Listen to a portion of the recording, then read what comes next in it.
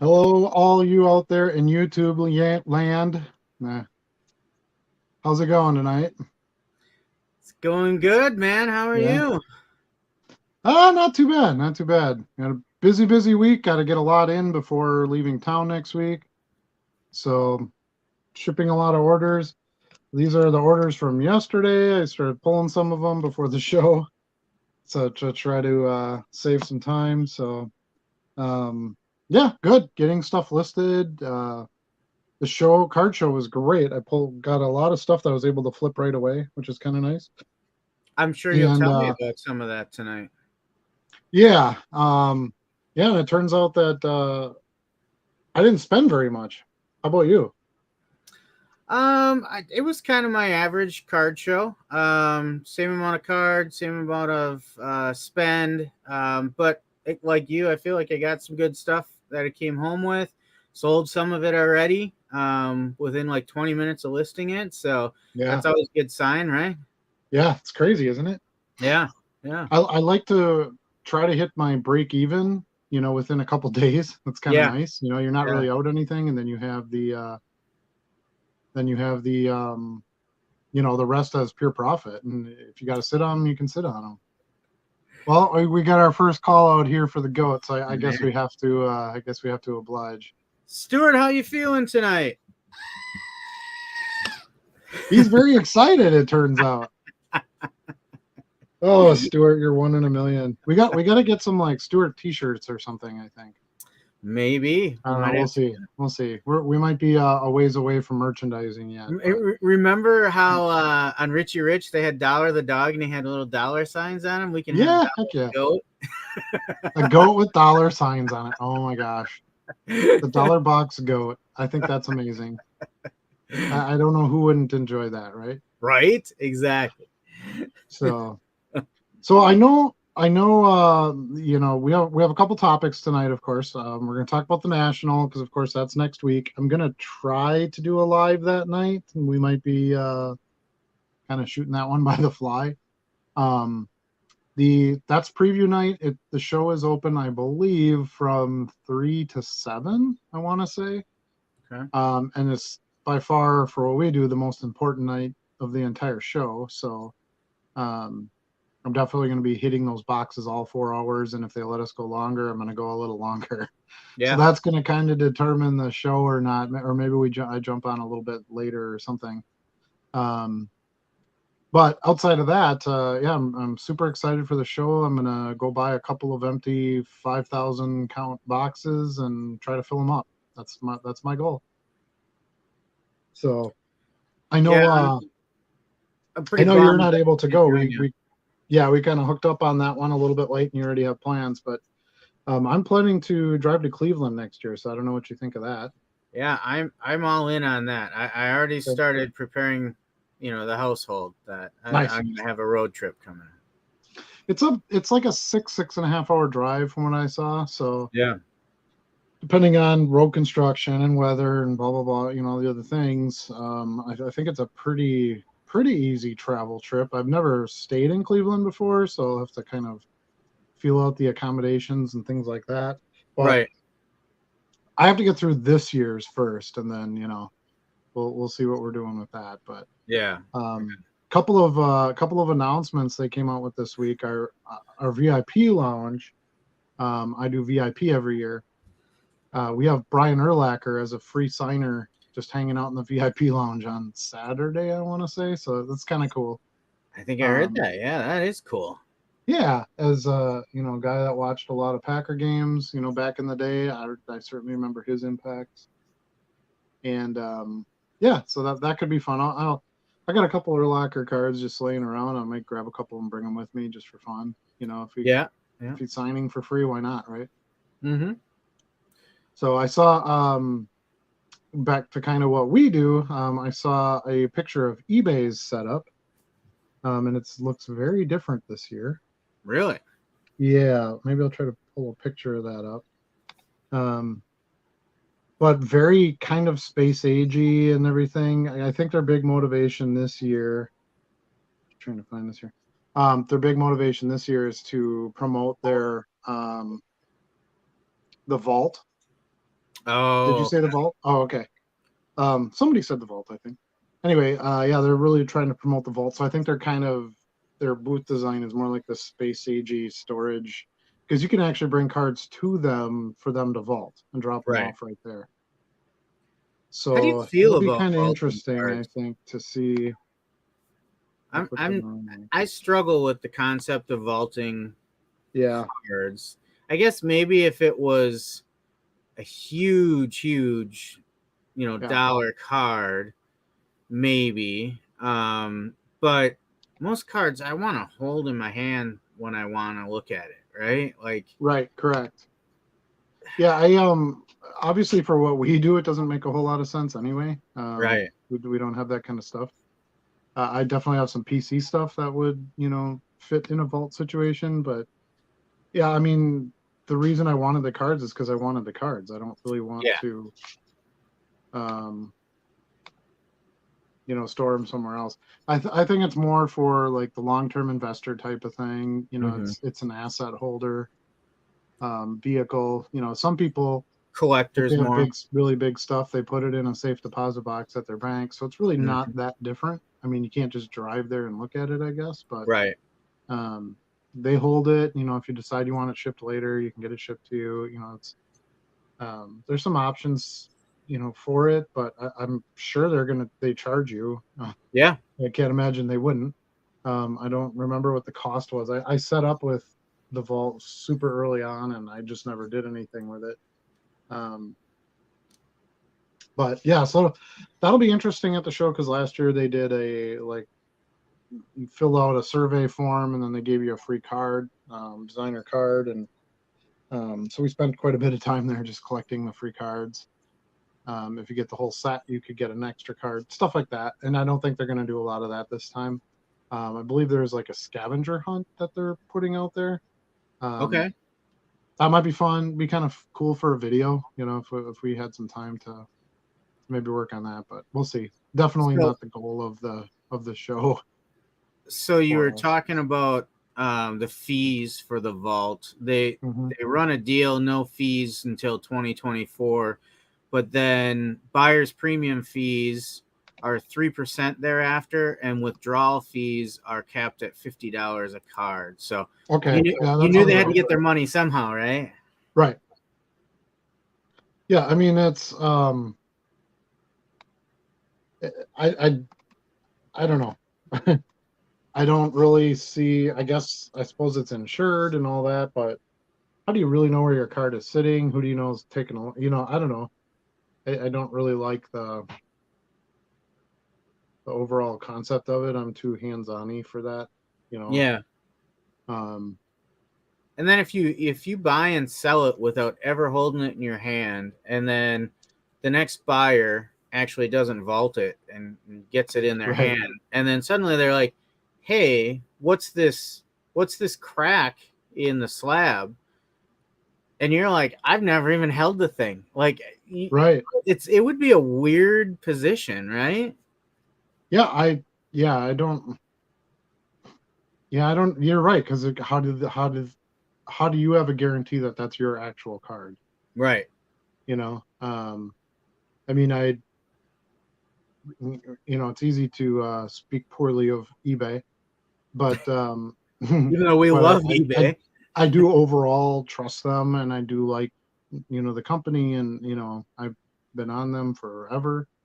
So that part of it, I think I feel better about than sending it to like freaking Stock Cave or something like Right. um, some random pop-up company that probably won't be around in a year, and then, well, geez, what'd they do with your cards? And they had to file bankruptcy, and so at least as far as the eBay part of it goes, I'd be much more comfortable with them than a lot of the other um, services that had been out there, Mm-hmm. which many of them have folded at this point. But um, yeah. So a Bargain Boxer mentions that he went to Cleveland the last time, and he said it's a pretty sketchy area. Yeah, I've heard that. So Chicago has its sketchy areas too. So I don't know, Yeah. but And when's the last great thing you heard about Cleveland in the first place? I mean, it's not really known as a destination, right? Jim Brown. Jim Brown was Yeah, the last good thing there. yeah, yeah. I mean, I've never Um, been, but it's usually the butt of many jokes. it's true. Taking the Browns to the Super Bowl, right? Isn't that a joke? Yeah. You know, when you got to do number two. But yeah, I think I don't know. I don't foresee myself using any vault type services. You know, if I had a bigger card and I didn't want to enjoy it anymore, I'd probably just sell it. You know, I don't know. I suppose maybe it works into some people's tax planning. You know, there are people with much bigger, you know, bags of cash than us, and Yeah. they have to probably make some of those kinds of decisions. Um, I'm not in that position, fortunately or unfortunately. I guess a little of both. And I don't know that I ever will be. Like I said, I have a few pretty big cards. Hmm. You guys will see that in Nationals videos because I'm taking some to grade with me to PSA. Um, but I don't know that any of it's really big enough that I want to lock it up somewhere. Speeding, you got a speeding ticket in Cleveland? Can you even speed in Cleveland? Isn't it like 99% potholes? I don't know. See, that's what I'm talking about. Yeah, right. I mean, you ask, I deliver, right? You know, that's kind of how the comedy team goes, I suppose. Anyway, yeah, he doesn't like vaults either. He wants to hold his cards. Yeah, I don't know. I just, to me, they're little pieces of art, and the whole point of them is that it's something to look at, and you know, Yeah. otherwise. But that's for us. We're also collectors and low end card dealers, and I mean, some of these guys are just buying them to have some kind of asset, you know, diversified from some of their other stuff. I don't know. Yeah. Oh, this is a great question. Did Charlie get mad at you for getting those Goonie stickers? I don't know. Did you watch the video, Charlie? I did. I Yeah. did watch Did the you video like because my intro? yeah, it I knew I was was gonna hear about it. it was hard to keep it family friendly, but I thought we had a good time with it. Yeah. So Yeah, I he watched the video because I had to understand how I missed it because I thought you had grabbed it from the same table as the Marvel stuff I grabbed. But when I watched the video, it was further down the row where you yeah. grabbed those, I believe. And I never made it down that far yet. I had stopped after that Marvel table to kind of reassess what I got. And Mhm. that's when you and I bumped into each other. Yeah, I assumed that was the table you were talking about because he had a whole bunch of non-sport stuff, and I Okay. figured you just kind of picked, you know, because Yeah. there was like some old cars stuff, there was some Duran cards, like That was stuff the I wouldn't next really booth. buy as Yeah. not. Yeah, so I'm like, oh, this is probably like Charlie's leftovers. And then as you saw in the video, Ethan found, you know, a little pack in the back. He's like, hey, I think this is Goonies, and I'm like, I want that, you know. Yeah. Yeah. And I could kind of tell. I didn't really want to open the pack, you know, when somebody kind of has a pack sealed and has a price on it. So I kind of just tried to fan them out a little bit in the baggie, as you saw there, just to see, well, are these the cards? Because the cards aren't as valuable as the stickers, of course. Right. And I could kind of tell it was all the sticker backs, you know, the puzzle backs. And I thought, well, this is kind of a no-brainer. And then found a second pack, which of course, if he had 50 packs, I would have bought all 50. So Yeah. I took both. And then I thought, well, now I'm at the point where I could do some of my bundling, which part of the reason I make those videos is kind of show my process, how I put stuff together and work the real price that I want. Anyway, so I was like, well, I got to find some other stuff on here. And I found those Dukes of Hazzard. He had some Dukes of Hazzard cards too, but he wanted like $1 a piece or something just for the cards. And I thought, you know, I don't know. I could get some flip money out of that, but they might sit for a bit. It's just hard to Right. sell single cards of non-sport stuff unless they're like some sort of like the header card or checklist or, you know, something like special. Mm-hmm. But he had a few of the stickers, so I bought that. When I went back and I was editing to make the video, I realized when I flipped through some of his stacks of non-sport cards, there was another Bo and Luke in there. They were way off centered, and he had like $3 on them versus the two that I picked up at $5. Yeah. but I probably would have thrown those in. I could have strengthened my bundle a little bit that way, but Right. nevertheless, I did. That was a really good buy at $15 for all that. So, and what was so ironic about it is we were talking about what are we going to look for at the show, and you said on sport, and I'm like, me too. That's one of the reasons I want to go to a mixed show versus just sports cards. And then we had just recently talked about Goonies, and how I said it's getting impossible to even find the Goonies stuff. I was able to buy like sets, and it wasn't a big deal Right. for a little while. They were never super cheap, but available at least. And then those popped up, and I was like, I don't know how Charlie missed these, but I'm Yeah, you glad he had did. fun with So, it. yeah, we sure did. I didn't bring it up in the video. I just want to point that out. Somebody else brought it up in the video, so we have to give the people what they want, Charlie. I for sure would have snapped those up. I've been looking for Goonies cards for a while, and just on eBay, I haven't found the right deal to pull the trigger on yet. So if I saw those, I would have been stoked. So I can't be mad. Game respects game, right? So you got there first, you snatched it up. I missed out on some of the stuff too. To be fair, I got there later. I had the situation with the airport and all that stuff. So I got there later, and you got some stuff that I wasn't able to have a look at. True. Yeah, that's fun. That's just part of the game. First come, first then when serve. we got to that big vintage table, we all had our hands in the boxes there. We all walked away with something, right? So right, absolutely. So what does Stuart think about the Goonie stickers? He says his favorite is Sloth, and it makes him want to say, "Oh, Stewie." I feel like Stuart kind of has the same opinion on everything. He doesn't vary too much. That's okay. He doesn't say a lot, but when he speaks, it's meaningful. You know who's talking. He commands the room and the attention. So that I gotta say, the goat background is a kind of a nice touch. It almost looks like he's laughing at me over your shoulder. So I noticed that I had to kind of coax Stuart out every time we wanted to see him, and then with the background, sometimes camera stuff. I was like, Stuart, why don't I just make you a feature in the show? Hell yeah. Stuart's the star. We're just some supporting acts here. Right. As you can tell, I'm just holding him up. I'm just holding exactly. Bargain Boxer says he likes how you and I play together. What's our story? Yeah, we kind of talked about this, I think, in the first episode with some intro stuff. Yeah. But we can cover it real quick. We've known each other for, it seems like, a really long time, because it has been. Yeah. Over 15 years for sure. It has like 17 years or something like that. Yeah. But anyway, you guys were going to be coming to town. I think you were in California, right? At the time. Mm-hmm. And I actually met your wife first, and I was working at a credit union, and she came in to get some accounts set up, I think you had some car loans you guys wanted to take care of. There was just some things you had. I don't want to get too far into your personal business, but there was a reason for you to come see me at the credit union. Right.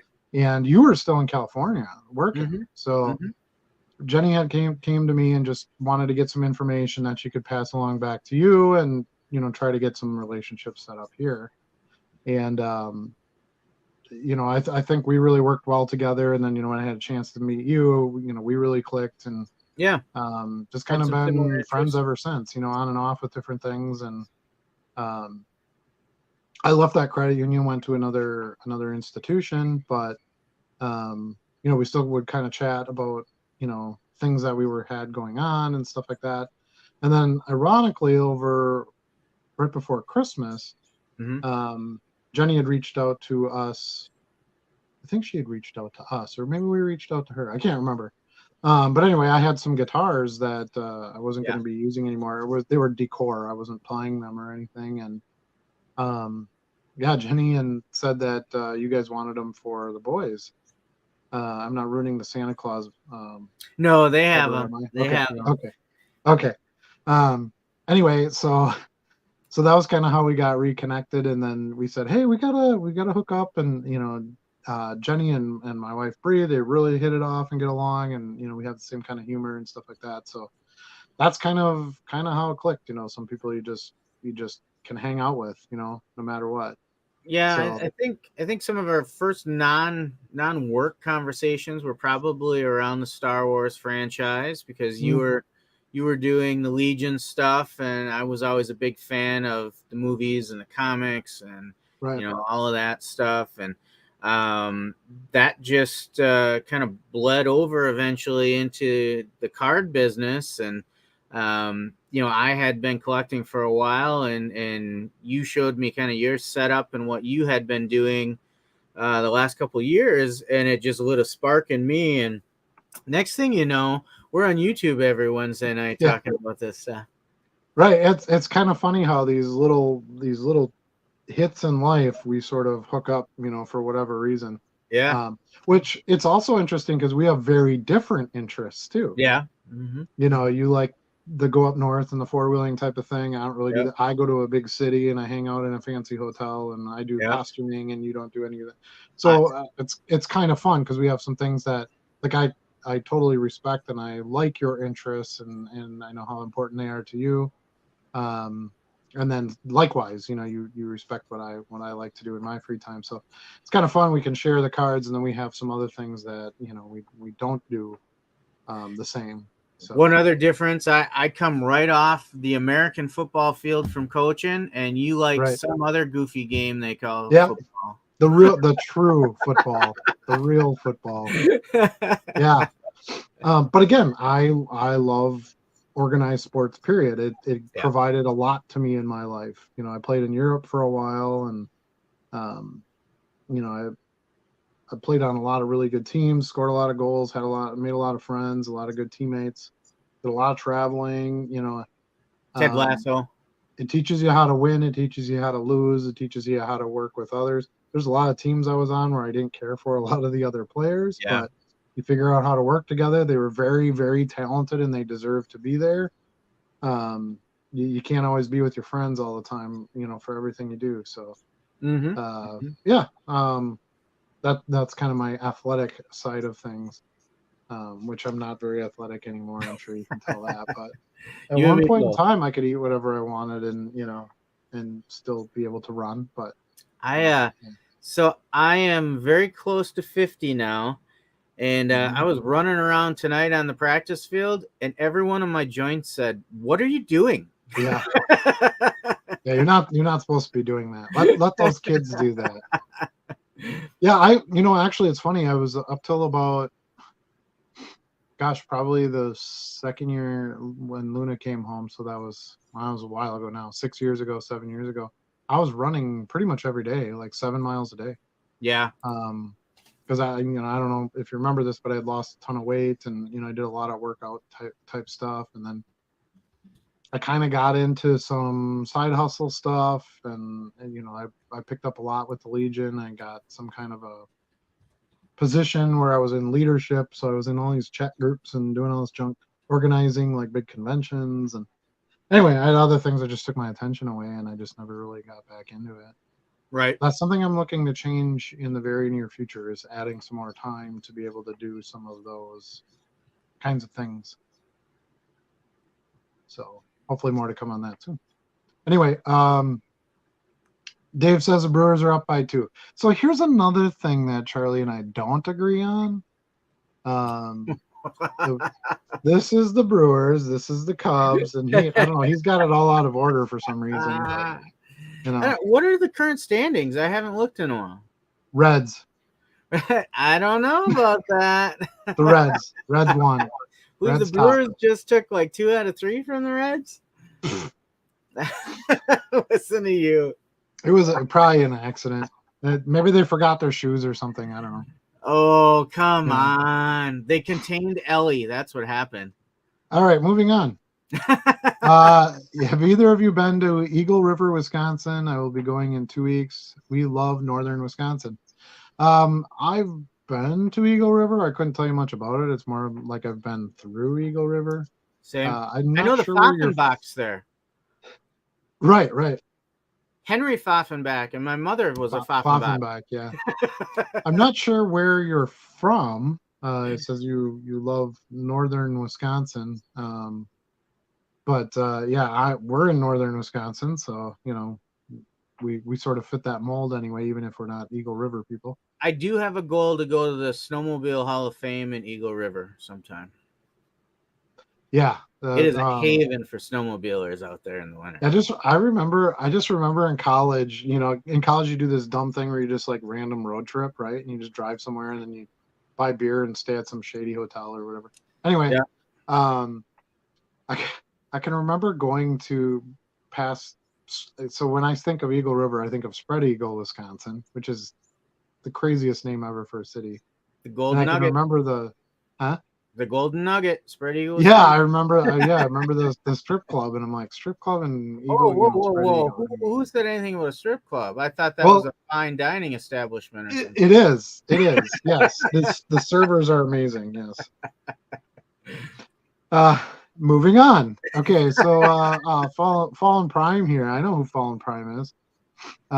He says the story is in that sense definitely reminds me of Ted Lasso. I have not seen Ted Lasso, and everybody's like, what, are you insane, you like soccer and all this? But Apple TV is gross, so I haven't watched it yet. What do you mean gross? Netflix, yeah.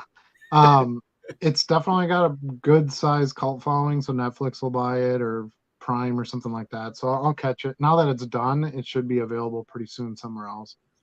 I haven't seen it yet either. I've heard nothing but good things about it, so I'm excited. And you don't have to be into soccer to like it either, which is kind of fun too. So, all right, Tom has joined us. Hi, Tom. Good evening, friends and fellow cardboard enthusiasts, collectors, and connoisseurs. Holy crap! What kind of a show does he think this is? It's fancy. Can you believe that I read connoisseurs and I don't even have glasses on? That's pretty well done. And well done on the spelling, Tom. That's not an everyday word. So yeah, well, good for you. Good for you. Thanks for joining us. Hopefully we'll have some good lively discussion again this evening. We have some topics. We've kind of started with the national for obvious reasons. We've got that coming up in 7 days here. I plan to make as many videos as humanly possible. I just got a Ghibli. Do you know what a Ghibli is, Charlie? It sounds familiar. I feel like I should know this. I didn't know there was going to be a quiz involved. Well, pop quiz. It's a pop quiz. If I tell you ahead of time, it's not a pop quiz. But anyway, it's basically like a hand controller for your camera or phone or whatever. But it has like all the stabilizing on it, right? So you can move your hand or your wrist any which way, and the phone always stays in the right position. And then you have all the controls right on your hand, so you're not, trying to touch your screen and do things like that. I was going to try it at this last show. It's just really hard when you're box digging to have anything to hold on to. Yeah. So it's definitely going to be more of like a walking into the National and walking down some aisles kind of thing. I'll try to get some video that way, some more shots of just like tables of cards, and try to do a little better job of that than just having the chest camera, which of course I'll be filming quite a bit with that as well. Yeah, so I'm excited to employ a new toy. I think that should be a good time. Just one more bag to bring, one more cord to bring. But I'm trying to get better at some of my filmmaking skills. It's not there, but I try my best, and hopefully at least the content or the information in the content, and hopefully that at least has value, even if my filmmaking sucks. Y'all can just be happy I'm not trying to put content out there like Adam does, because you do not want to see that. Maybe someday. Okay, I keep telling you should. You got a good demeanor. You're good on camera. All those types of things that are definitely helpful. Yeah, the tech stuff and the editing and the uploading and all that stuff would I'm quite a ways away from that. Yeah, it's not my favorite part, but you can have a lot of fun with it. One of the things that I do enjoy about the editing and that kind of thing is it's my creativity. I can make whatever I want to some degree. Yeah. Unfortunately, I had more swearing in this last card show video. I don't know why. I thought It I was wasn't me, super was it? tired. I didn't sleep the whole night before. I was waiting up with Bree, and so I don't know. I just, for whatever reason, I was getting more of the swears out. So I Yeah. apologize if that bothered anybody, um, but yeah, I like to go back and go, oh, I'm going to edit this. I'm going to take this piece and use this as an intro, and then I'm going to go film something separate for this, and then I'm going to edit and chop in this little piece of a TV show, for some comedy Right. or Snoop Dogg. You liked my Snoop Dogg bit. Oh, I love that. That I did. So depending on how much time I have, which again, I'm going to be working on gaining some more time to be able to put some better efforts into some of those types of things. But doing a card show video takes me anywhere from 3 to 4 hours to edit and upload. Because there's just so much constant video, and I want to have enough in there that shows what I'm doing, and it takes a long time to learn the tech side, because you got to learn how to cut and how to splice things in and where to go find content that's usable, that you won't get strikes against you on. Well, which reminds me, I have to share my revenue on that video. I didn't tell you that. So there's music playing during that show, loud music. Yes. I don't know if you remember that. That's right. And so I got hit with a copyright claim, so I have to share my sound with, like, I don't know, some pop star. Even though it wasn't your produced music. Oh yeah, it was. I'm trying to think of who it is that file that I got the claim against me on. Well, that's why we have original theme. Who's the guy with all the tattoos and stuff on his face? Post Malone. Post Malone. I think it was Post Malone. Yep. Which, fair enough. If his song's in my video, his song's in my video. I thought about going back and like editing out the song, because you can do that. And I'm like, nah, screw it. I mean, trust me, I don't make much on videos anyway. It was like, all right, I'll let Post Malone have his 14 cents off of my video, so be it. Right. Tattoos are expensive, man. Especially that amount of them. Right. Yeah, if you're doing your face, you got tattoos somewhere else too, I'm sure. So, right. That's a big obligation. Bargainbach just says he's from Champaign, Illinois, so you better be at the National. You got no reason not to be there. I think that's like a half-hour drive, if I'm like backyard. Not mistaken. Yeah, right, exactly. You don't even need a hotel. You can drive home at night. Let's see. That's a win. Yeah. Yep. I think he's referring to my comments on his spelling. Correct. Fallen Prime says, oh man, I missed the national talk. It's very basic. We were just kind of talking about, I'm going, it's next week. And I'm not.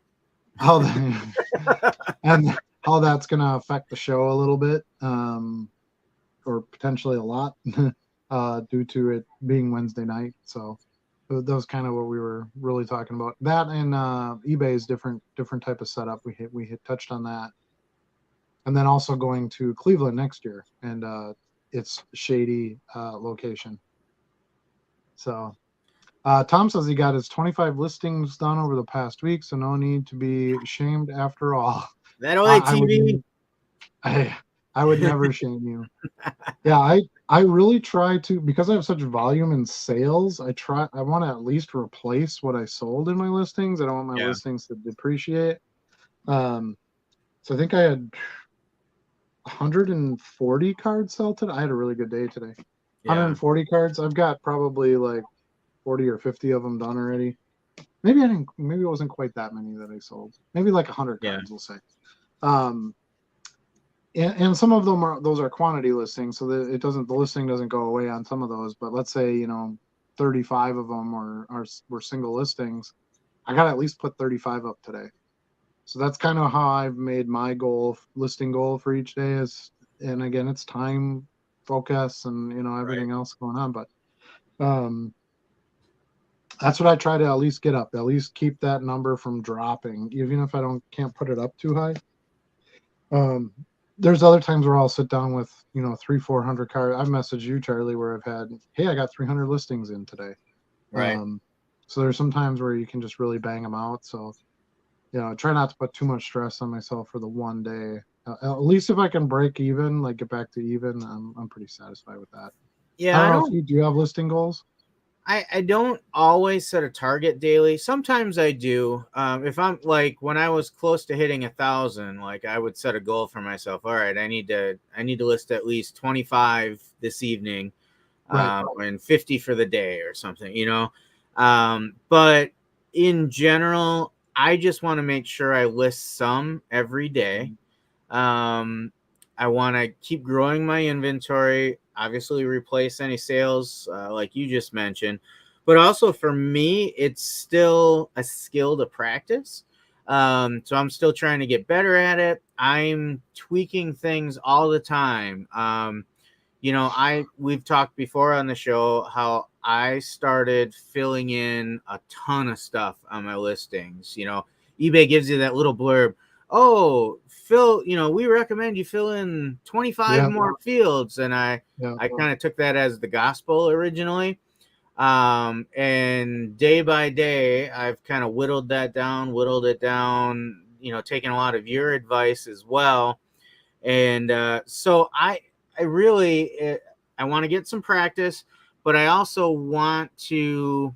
I believe that the algorithm rewards people that are active frequently.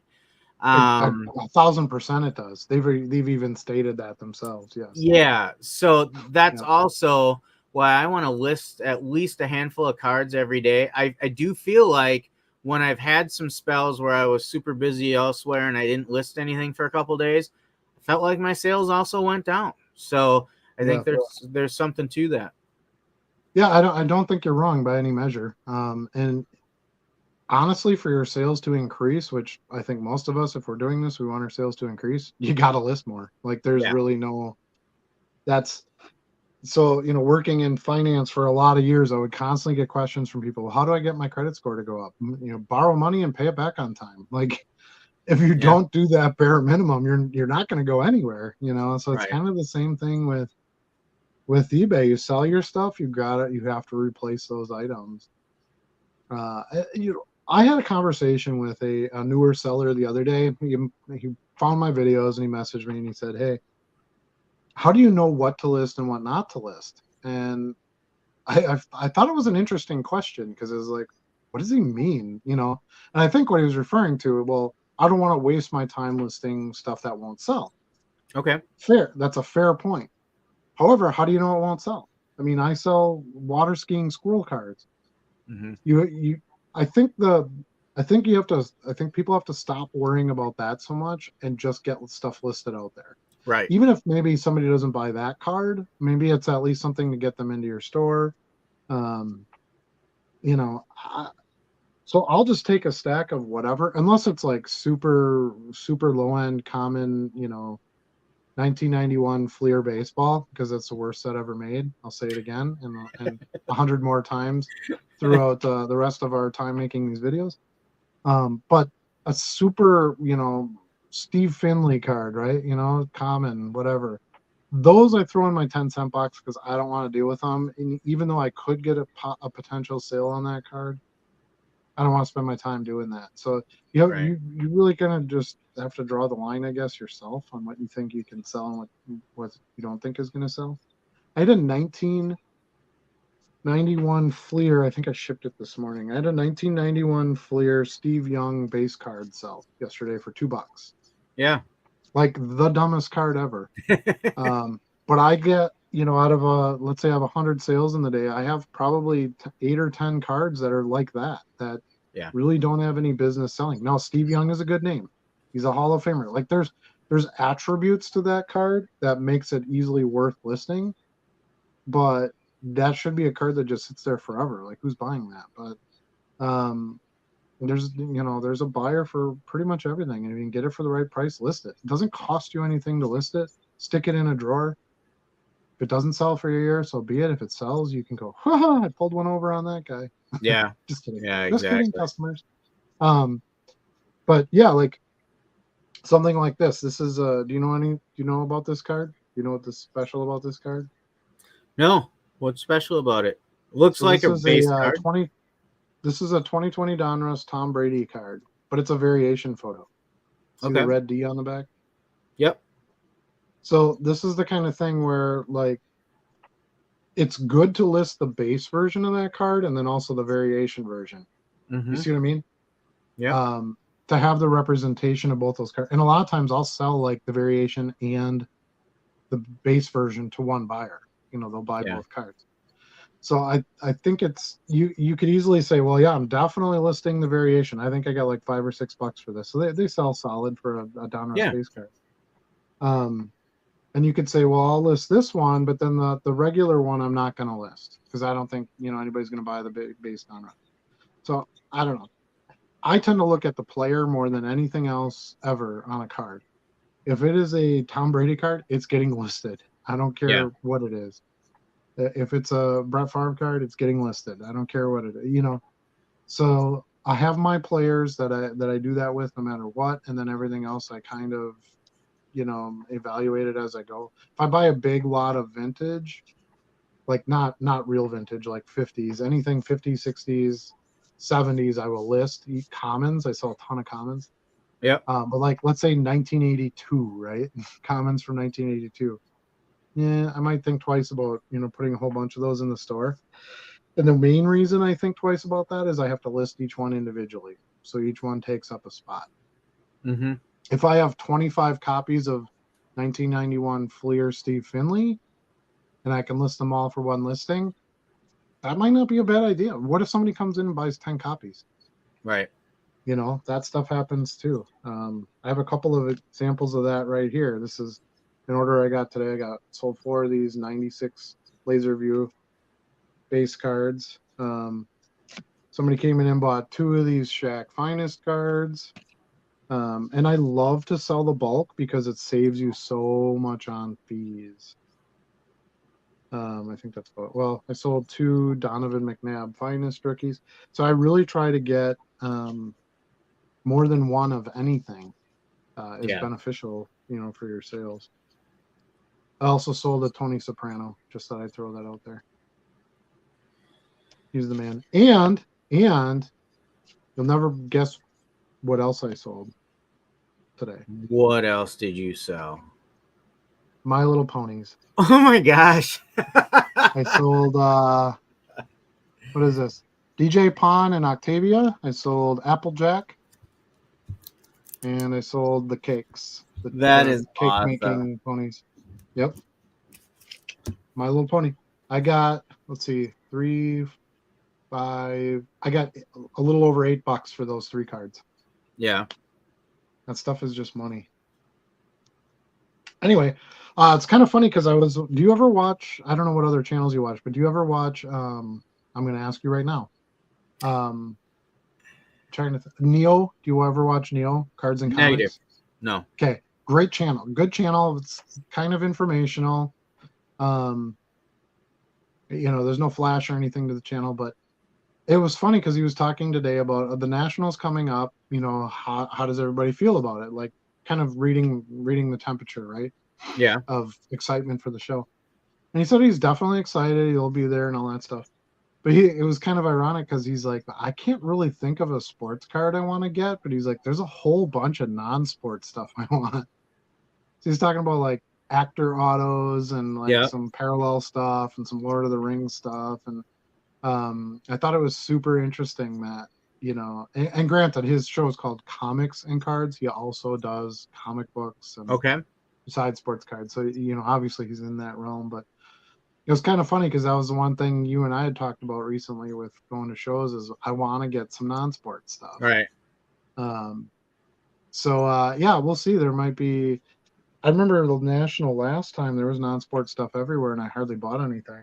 I was kind of new to doing like this kind of stuff in real volume anyway. And skipped a bunch of that. Now I'm like, oh, I'm going to go there and nobody's going to want any of it. I might be completely wrong. Yeah. So we'll see. I guess. Fallen Prime. Do you figured out who Fallen Prime is yet? No. So my man Ethan. This is my man Ethan. That's Fallen Prime. Yeah, yeah, he's pumped Okay, up. all right. So he says, yeah, he noticed the swearing and his apologies for his language. Yeah, I don't know, I was so loose-lipped on Saturday. I don't know what the deal was. Adult I audience. thought it was My one of wife my hadn't been kids around that for a was week, swearing. maybe it had something to do with it. Oh, he's 2.5 hours. Champaign, Illinois is 2.5 hours out. I didn't know that. I thought it was a lot closer. You're only about a little less than an hour away from where I am. I mean, distance wise, like travel time to the national. I'm only about an hour more than you are. That's interesting. I was pretty sure this was going to come up. What say you, Charlie? You were You supposed to know, bring him to the card show, by the way. yeah, things You know, happen. he ruined your mojo. That's why you didn't get the goonies. That is why. So the goat is up to date on all his vaccines. He is able to travel. Well, that's So good. you never know. You might see him at the national. Do you have a carrier for him? Because I mean, we can't just walk around with a goat. um, he does not have a carrier. Yeah. Yeah, that might be something So I think I can figure something out. nice. Because my plan is to go in and when they're like, hey, you can't bring a goat in here, I'm gonna say, this is my emotional support card goat. His name is Stuart, and you leave him alone. But I think I have to have him in a carrier. I don't think there's. Can you imagine how many cards that goat would eat? Yeah, yeah, yeah. All the junk wax. Oh man. Yeah, I don't know. Charlie's not going, and it's Charlie's goat, so we'll have to. I guess we'll have to discuss that. But I'd be happy to be responsible for him for the week and have some He's a fun with it, take handful. some pictures. I don't know if you know what you're asking for. Yeah. Well, I don't know either, but I feel like the goat is going to be, necessary. So we'll see. Yeah. Dave says you're the best at dollar box content, but the videos while searching are a bit tough to watch. Okay. Yeah, Okay. I talked about this earlier. I suck at making videos, so yeah, I appreciate you kind of sticking through it and trying to get something out of it. I believe my content has value for the most part. Just not don't have a lot of time to commit to it. I'm not very good at the tech and the editing skills. I did not go to film school. I can tell you that. Well, and here's the thing. We talk about this often. Digging through those value boxes is a grind.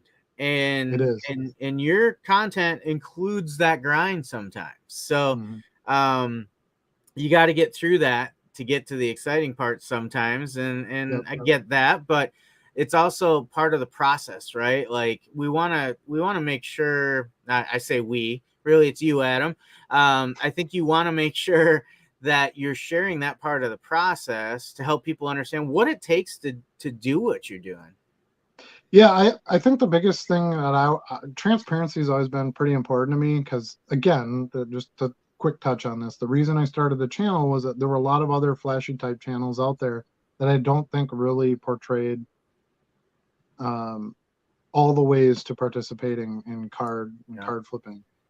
And I thought, well, if I'm going to make this channel, then I'm going to have to show them the boring stuff too. I could easily make flashy video. I shouldn't say easily. I could hire someone to make flashy videos Getting cocky and now. get 50,000 subscribers, and I'm sure there'd be a way for me to be able to do that if I wanted to pay for it. But that was never the goal. The goal was to show you that grind, try to give you the best overall view of what that show entailed without having all 4 hours of video on there. Right. And then the real prize, the real video reward is watching the pickups video a couple days after the show video that I always make. I've shot that already. It's going to be ready to upload. I had some trouble with the card show videos, so it came out a little bit late. That's why I put it out yesterday. But the pickups video will be up. I'm hoping tomorrow. If not, it would be Friday for sure. So watch that. And then you can go, oh yeah, he dug through the boxes and he found that. One of the other cool things about doing a pickups video release later is I actually sold a whole bunch of those cards. So as I'm showing this pickups video, I'm going to put on the screen, hey, sold this already for $3, $5, whatever it was. Adding to some more transparency and showing how the flip works. And just making it, I think that video can be a lot more entertaining than watching me go through like 10 stacks of random 10-cent cards. Right. I can see how maybe that gets old pretty quick. Let's see, any chance to modify that? I'm not exactly sure what he's referring to. I'm assuming he means how I make the videos. Probably not. It's going to be on me. I don't like nobody else. I don't have anybody else to make the videos. So I try to do as good as I can, and that's kind of all I have to offer. I apologize. I'll keep working at it. You don't have a production assistant doing some of that for you? No, it's some of these. I watch some of these channels, and it's like they hired a videographer, so it's like just the guy at the show, and somebody else films it, and then I know a couple of the bigger card YouTubers. They actually don't do any of their editing; they just film everything and then send it to an editing service. Okay. I would love to do that. I'm sure my videos would be better. 100% my videos would be better, but I can't really afford that. I don't make that with the channel, and I don't want to put like my goal in all of this is not for that expense. I'd rather put that money into more cards and growing my business. So right. The YouTube thing is kind of, I don't want this to sound like I'm full of myself, but it was kind of more of a service to try to put out some video content of like how to do some of this stuff. Process. Yeah, and not really like, okay, I want a bunch of clicks and views and shares, and I don't know. But yeah, I'll keep people like the videos. I get a lot of comments about, hey, I really like this video, or hey, nice pickups there, or hey, I never thought about buying My Little Pony cards. So as long as I keep getting some positive feedback, and yeah, I get the occasional, hey, your sound sucks, or hey, you're not wrong. I understand where the shortcomings are in the videos, but honestly, I kind of feel like if you're just watching the video and you're focusing on the audio quality, maybe you're not getting out of the video what I'm trying to make it for anyway. So I'll try to keep making it better. I definitely appreciate the feedback. This last video, I wore my clip-on mic. I forget it sometimes, unfortunately. I film at like 4 a.m. I get up and I come in and I make my video and then go on with my day. So sometimes I'm not totally on it. But I did wear my clip-on mic. I could tell the sound was much better and things like that. So I try to buy some new pieces of equipment. I bought the Ghibli. Like I said, I got the mic, the wireless mic. got a brand new phone. Content quality is a little better. My advice is just more Snoop. Yeah, more Snoop. I did get a new little GoPro-ish type camera. It's not the GoPro brand because, again, budget. This is a low budget film studio for sure. I am the Blair Witch Project of YouTube. That's what it is. I'm the Blair Witch Project of card show video content. At least it's not close. Yeah, it's not close-ups of my face with my nose running though. That's kind of getting to be a dated reference. That's already what, 10, 12? People are like, what the hell's the Blair Witch Project? I might have to check this out. There's a witch in card hunting? Yeah. Right. Yeah. Anyway. Tom says my average bin is probably like $50 at the moment because getting all my graded and slab stuff listed first. Still issue wasting time filling it all in like Charlie, but I did take a ton of pics so that I can list more. Yeah. You'll get that process down and you'll realize what has value in your listings and what doesn't. You know what my new favorite thing is in listing? The AI. AI description. And it motivates me to get my fields more correct and in line because I know once I hit that AI button, it's going to grab like purple parallel when it's, a base card. So to me, that's been good because it's kind of helped me clean up like where I would I don't care. It says purple parallel attribute, doesn't matter, post it. Right. I really don't want that in the AI, but the AI it's cool. It saves me a little bit of time because I'm not copying and pasting and doing that whole thing. I just hit the AI button. So I know as long as I take like a couple of those seconds that I'm not using there and use them to make sure my fields are correct, it's going to be better for my listing. My AI description comes out better and everybody's happy.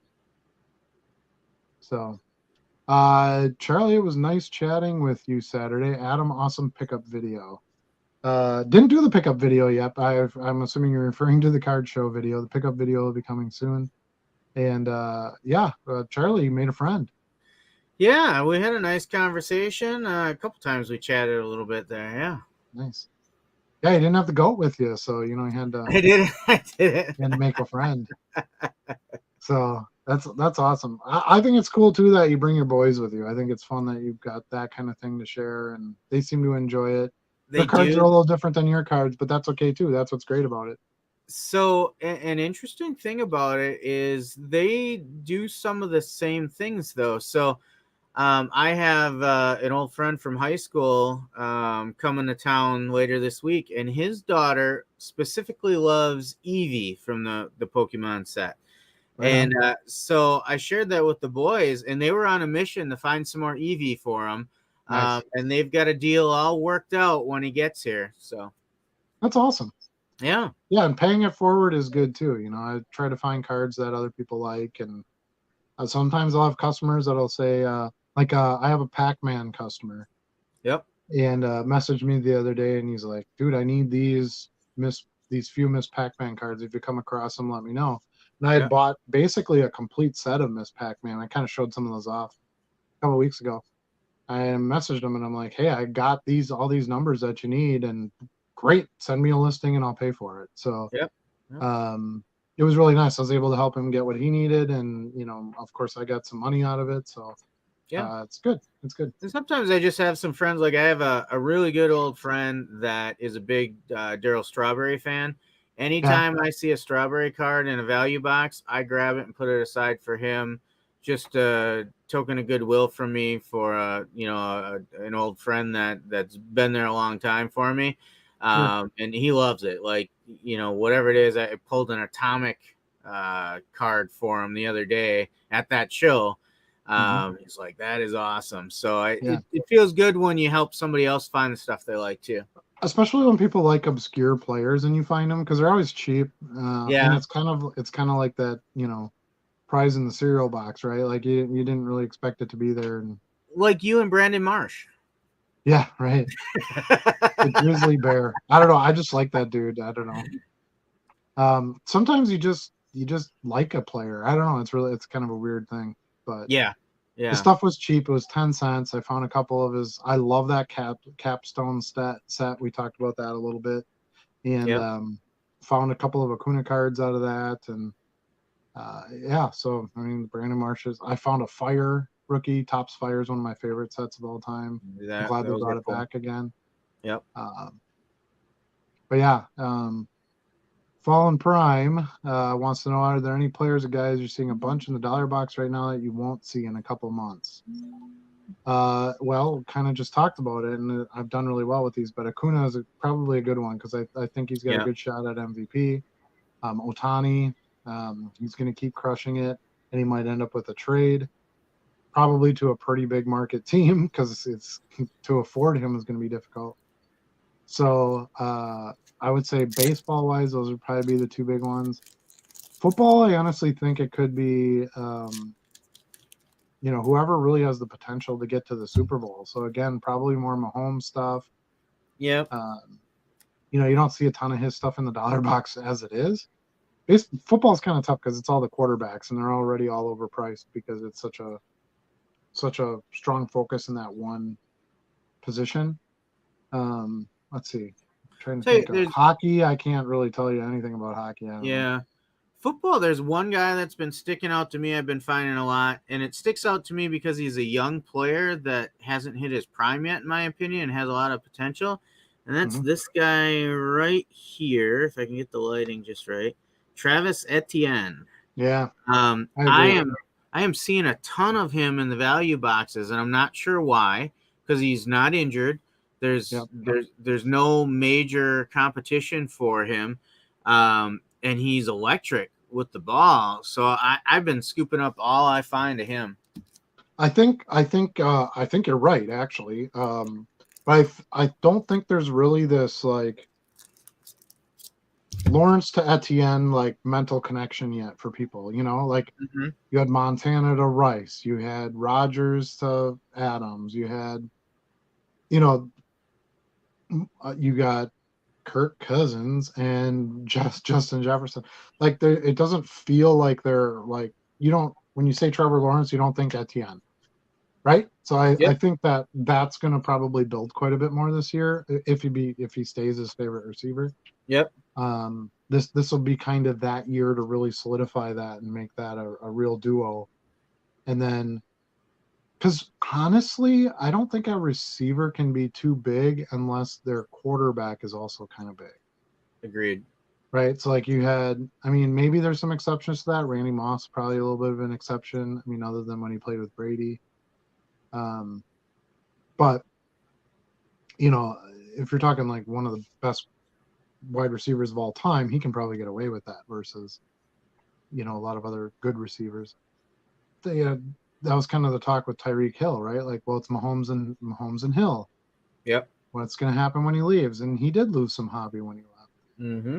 You know, he wasn't getting the high profile replays of, you know, Mahomes side arming passes or just chucking it up in the air and Tyreek Hill, you know, jumps over the player's head and catches it, you know, stuff like that. So, Yeah.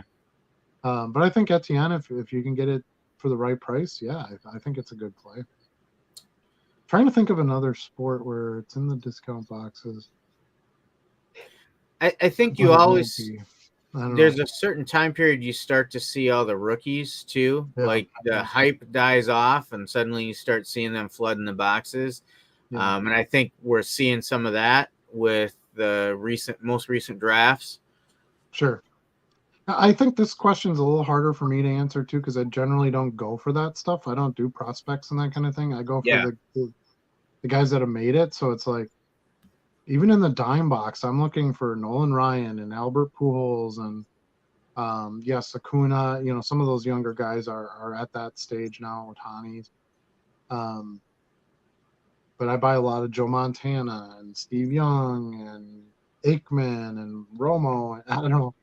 It just gets to me. It's like, well, those guys. There's no reason for those guys to get out of the dollar box per se. They don't play. You know, a Yeah. lot of them.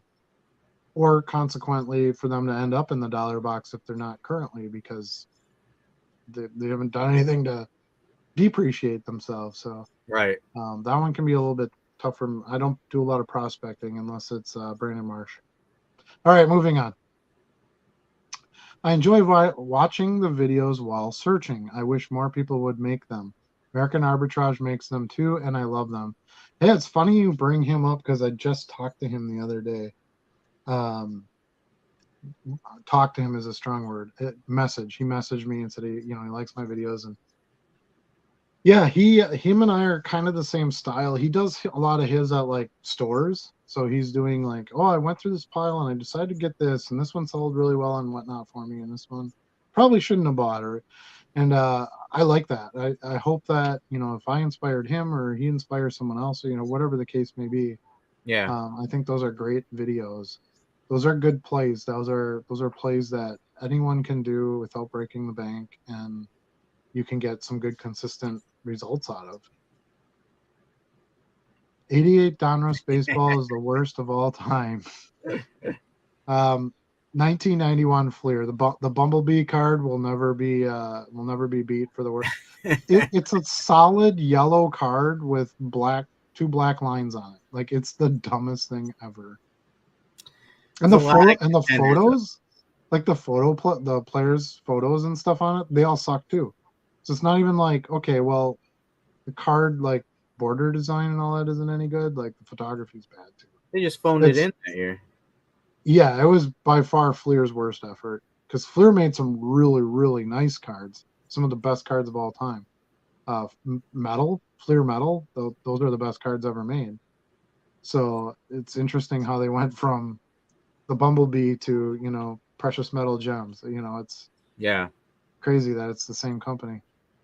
Yes, it's a grind, but it's your character that we follow as much as it is the content. Ah, that's true. I appreciate that. Hopefully you like my character.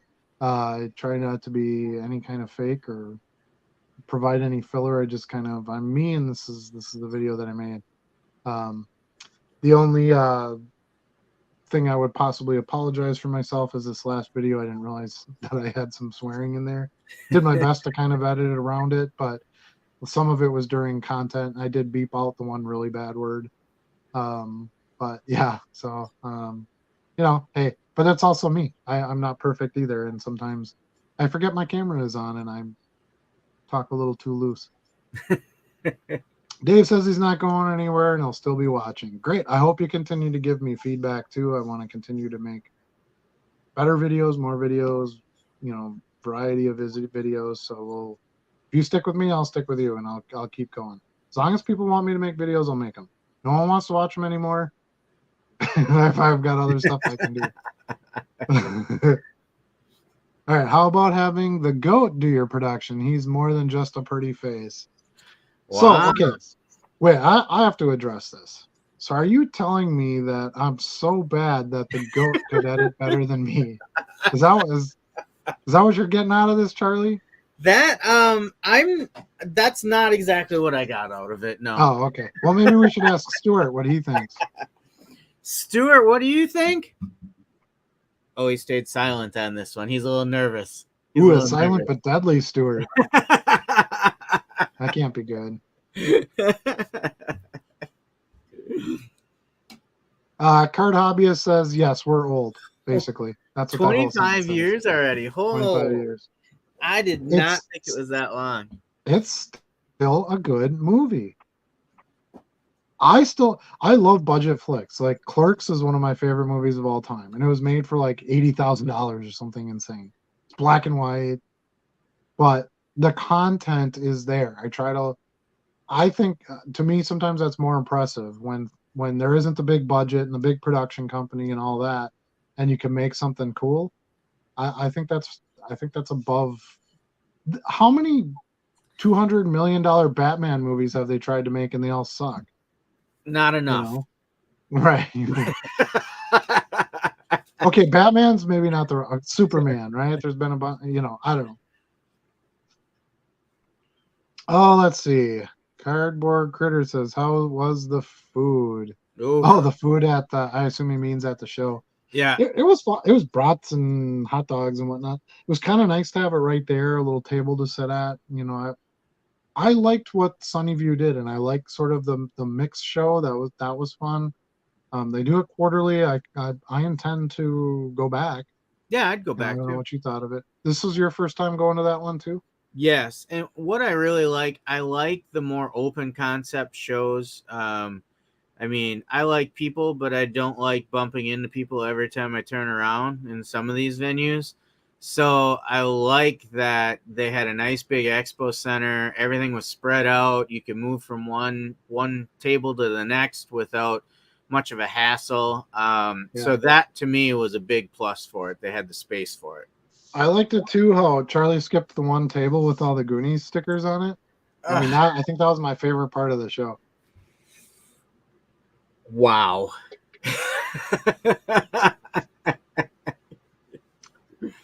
I mean, what is the best way to sell off the 90s stars of all sports? Probably put them in lots, if you're looking to just dump them.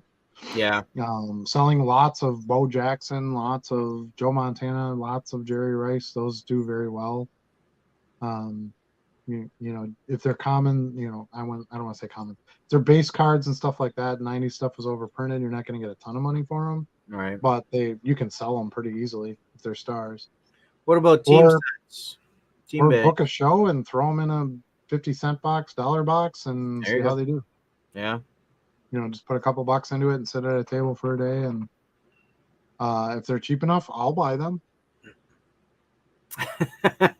So anyway, Devontae with Derek Carr. I don't even think I want to read that. Derek Carr. Okay, surprisingly, Zion and Ja rookies aren't in the dollar boxes. They should be in dollar boxes. One's a thug and one doesn't play. I actually have not Ja, but I've bought quite a bit of Zion in dollar boxes. Yeah, I got both at Um, recent shows. Not even that long ago, or I mean, even longer ago. Like when he was kind of playing, I was still able to find Zion. They made too much of that stuff. Basketball was like the biggest thing when the hobby jumped, and they just printed the crap out of it. So, and Yeah. Zion was such a huge thing coming out. They made each set has like 10 different rookie cards, and so when I find them for, I don't know, 25 cents, 50 cents, I'll buy a Zion rookie. Why not? Mm-hmm. Even if he doesn't come back and isn't a star, he has a story that like people will know who he is. So I'm not sure I understand this. Hey, fellas, do you believe flying to the national for a couple days and picking up around a 1K of worth of cards would be worth it? Well, I mean, is it worth it to you? I would probably fly to a show if I didn't have one every other year in virtually my backyard. Very spoiled that way, being not that far from Chicago. But yeah, I mean, 1K worth of cards is kind of subjective too. Is that like 1K worth of 10-cent cards, where you're just looking for like a ton of inventory, to pick up in one Yeah. place? Is that $1,000 really nice card you can flip? Like I don't know that. I think there's more information that would be needed to answer that accurately, but I'll answer for how I would be doing it. If I was flying somewhere, I'd buy $1,000 worth of 10-cent, 50-cent cards, getting a couple monster boxes filled up, bringing them home with me. I don't see why that wouldn't be worth it. If that we talked about this a little bit in the last show, how I've been buying lots and lots and lots and lots on eBay for years, just building up my inventory, finding the diamonds in the rough, getting some quick flips, and I'm kind of graduating a bit, if you want to call it that, where I'm going to just try to pick up a lot more of my stock by hand picking the things that I want out of card show boxes. So for me, a trip to the National each year is going to be a couple months worth of inventory Yeah. for my business. And that to me is completely worth it for a plane ticket. Now, the catch is you got to fly all those cards home or you got to ship them home. So that one might be, if you're buying 10-cent cards, you got to consider that a little bit versus you're going to try to find one really banging $1,000 card to bring home. You can put that in your pocket, so the answer changes a little bit depending on the situation. Yeah, definitely. Said his flight is 200 and one night for a room is 150. Yeah, that's not much at all. So I can some transparency here. I stay at the Hyatt. I'm a World Hyatt member. So my room is $179 a night. So, and I'll be there for 4 nights, 5 days, 4 nights. So to spend 200 to fly, 150 for a room for a night, and you get a couple days to dig in some dollar boxes and bring some stuff back. Sounds like something a worse way you could spend your money and time. Now, if you're doing this as a business and you are claiming expenses, your flight and your room is an expense. Yeah, that's the way to So, go. like for me, on my meals, my gas, whatever I'm doing this next week is going to be, all things that I can deduct too. So I have that expense that I have to pay for, of course, but I do get some of that in return later on. So something to think about. Stuart pleads the fifth. I think that's the only thing Stuart does. He must be a politician. That's a politician thing, right? I do not recall. Yes. So Yes. he goes, oh, I do not recall. I have Oh, I I do have not no recall. recollection of that event. Right. See? Tom says Clerks, Mallrats, and Empire Yeah. Records. 3 of my favorite movies of all time. I just watched Empire the other night. Every once in a while, it pops up on whatever I'm searching, and I'm like, "Yep, that's it." I'm putting That that one's on. underappreciated. So yeah. Yeah. I'm trying to think of a really good line from that movie. When he glues all the quarters on the ground, and then what's his name? The thief kid is trying to pick him up. That always made me chuckle. Rex Manning Day, of course, is pretty funny. What did he say?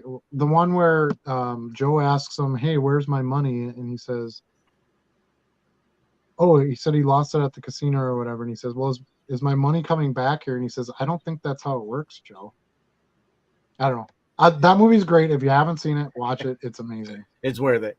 You got Liv in there. You've got Isn't Renee Brendan Fraser? Zellweger. No, not Renee Zellweger. Is it Renee Zellweger? No. I'm trying to think of who's in it. I don't remember her. Joel LaPaglia is in it. Yep. Or Anthony LaPaglia. He plays Joe. But yeah, it's super awesome movie. Very very defining of like 90s teen angsty type stuff. Renee Zellweger is in it along with Okay, Robin. I was gonna say it's gotta be Renee Zellweger because she sings.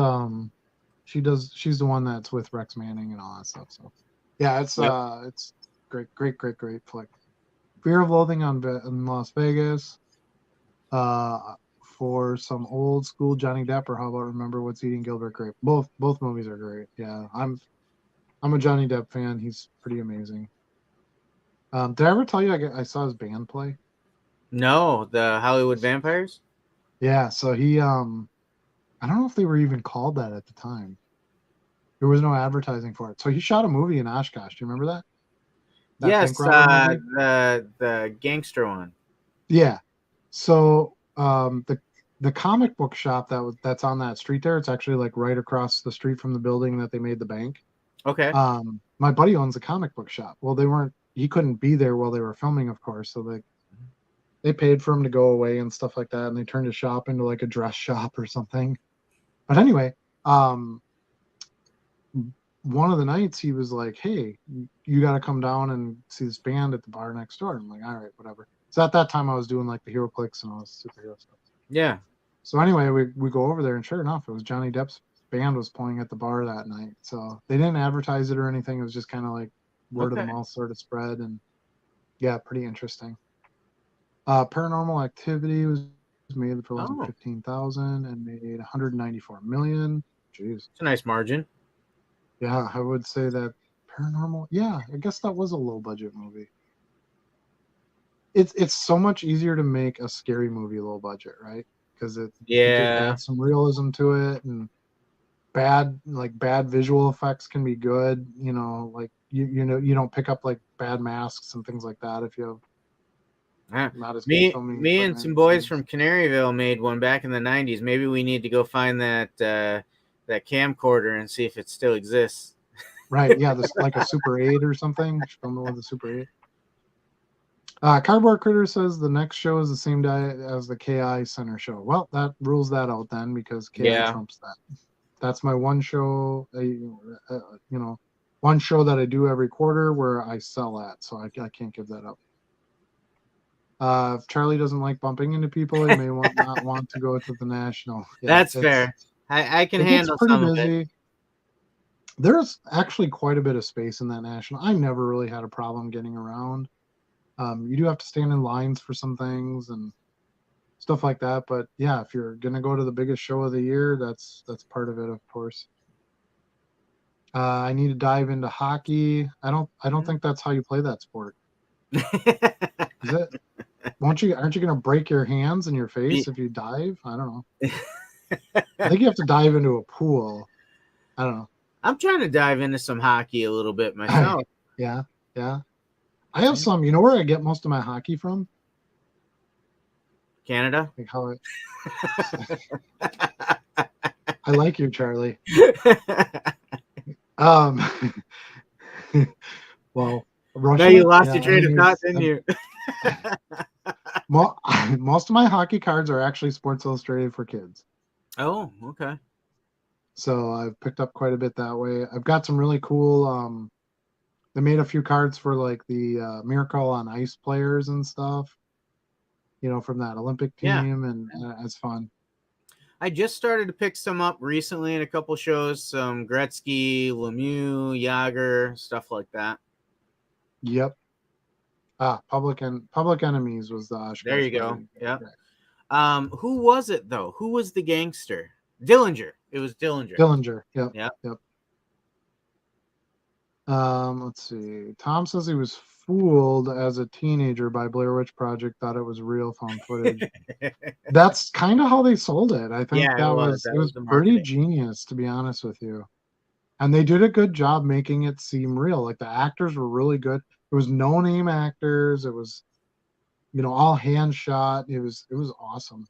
I thought the ending was great too. I'm not going to give it away for anyone who hasn't seen it, but I Right. thought it was a good ending.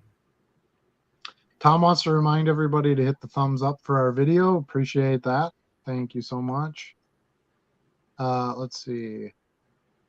The bargain boxer brings up a point, and I agree and I don't disagree because I believe it really depends on what you're buying. But he's saying that prices are higher at the National.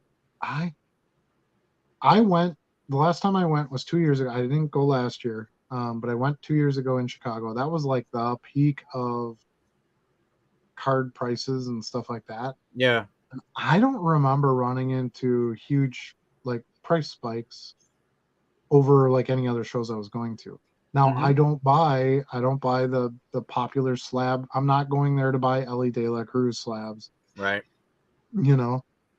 I go to hit the 10-cent boxes and the 50-cent boxes, and there's just always stuff in there that's going to be of some sort of return value, if you know what you're looking for. Like Jake the Snake cards. I sold 2 of those this week, by the way. Nice. So I don't know. I don't know if that's totally true. What I've found, for the most part, now it depends on the dealers. I mainly go to like Value Box Alley, where it's like just a bunch of like 10 and quarter and 50-cent box dealers. But what I've found there is it's a lot of the dealers are really just trying to unload this stuff, right? So like they have their showcases with their 125% priced Otanis, but then their 10-cent and 50-cent boxes is like, I have so much of this stuff, just take Yeah, it. that makes sense. You can make good offers. You can buy entire boxes. If you feel like prices are a little high, you can get some further discount on them. But I had no problems at all buying stuff last time, and I was way more selective than I will be this time, because I've diversified a lot more and I have a lot more. I have a lot of things pinned down that I gotta have, and I can get some more like wanna haves, if that makes sense. Yeah. So I don't know. We'll see. But if they're gonna take a card that I would pay 10 cents for and they're gonna ask 25 cents for it, I might still buy it. So if you're looking at like in your percentage wise, if you're looking at 125% pricing, I don't know. I've bought similar cards out of different dealer boxes in other shows where I paid 10 cents at one dealer and I paid 50 cents at another dealer. Right. The 10 cents, of course, I'll buy that all day long, but I could still make money out at it at 50 cents. Right. So it's really all about that margin part. Dave says I'm just mean.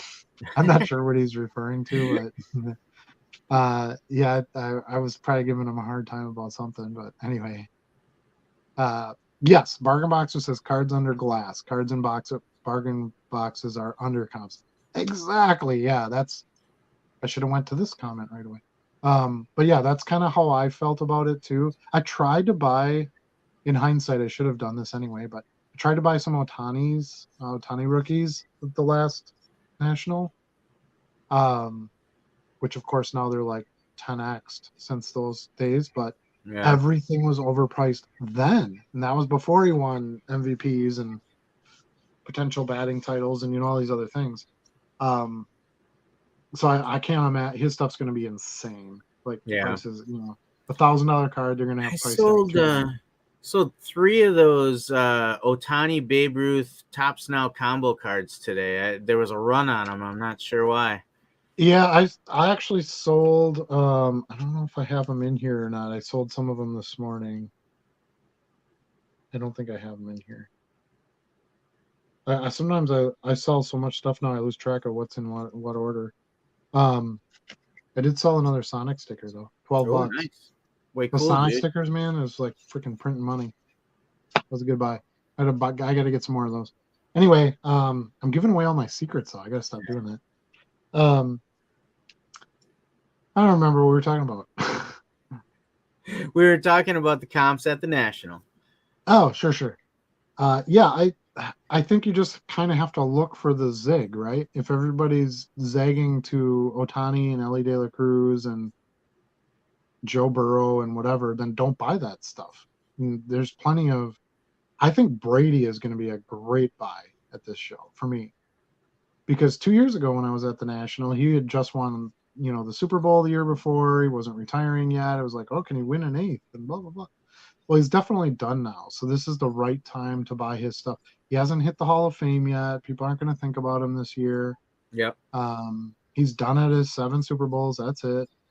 And so I think you just have to, depending on why you're there. If you're looking for your PC and your PC Otani, yeah, you're screwed. You're gonna pay. But if you're looking for like stuff to flip and um, that kind of thing, there's tons of opportunity. Yeah. I refuse to believe that you could go to this show and not find a deal on one card. There's 16 trillion cards there. So Right. let's see, where are we at? Man, we got a lot of chat today. This is We do. badass. I really appreciate it, everybody. It's way more fun than just listening to me and Charlie and Stu. I mean, y'all want to hear from Stuart, but still, you can only hear that so many times. Trust me.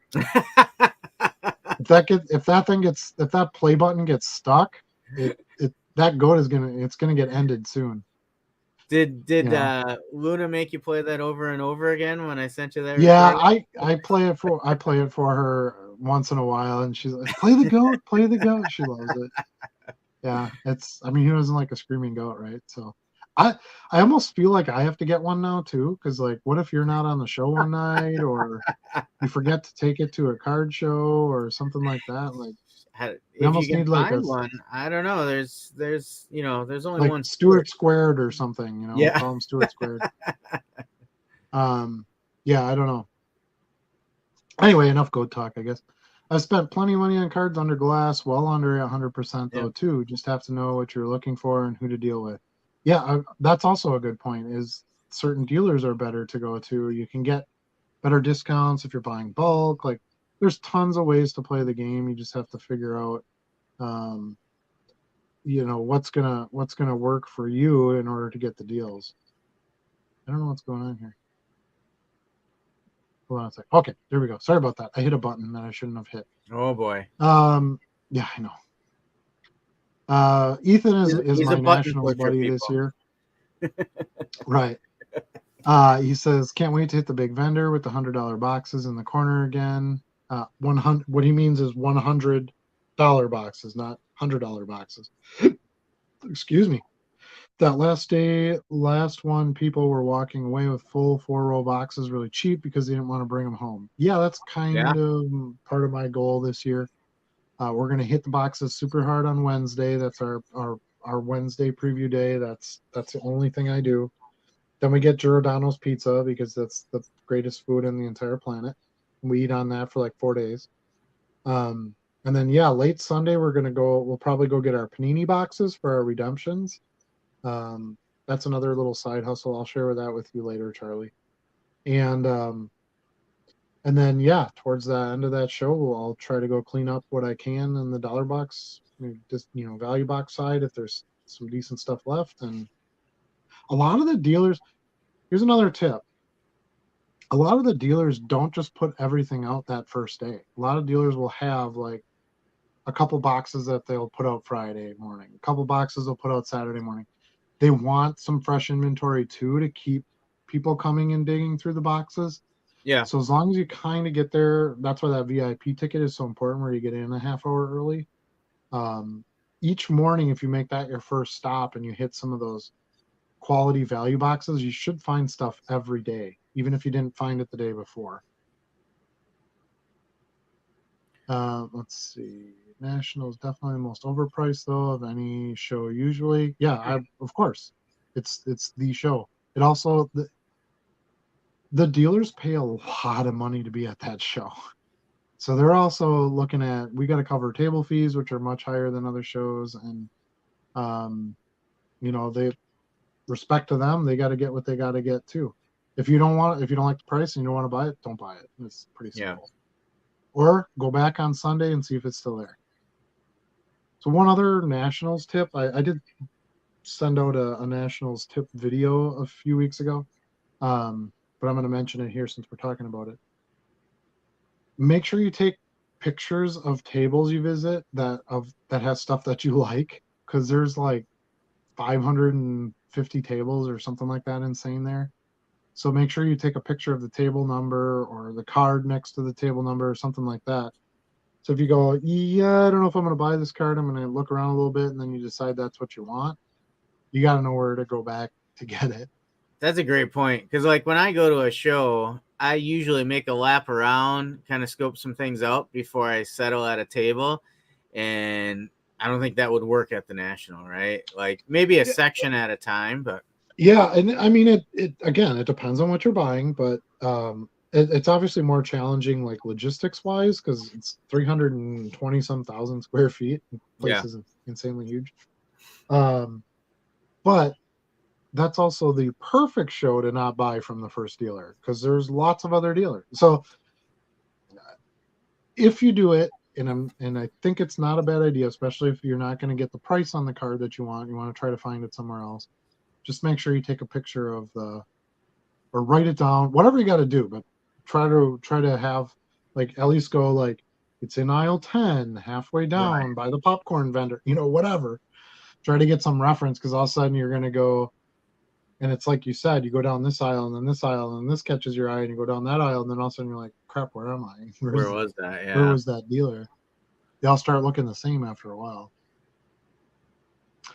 There will be anything and everything you want to look for to buy. Exactly. If you can't find it there, you're really not trying. Otani and Ruth sell pretty consistently, so it would make sense a combo would sell. Yeah.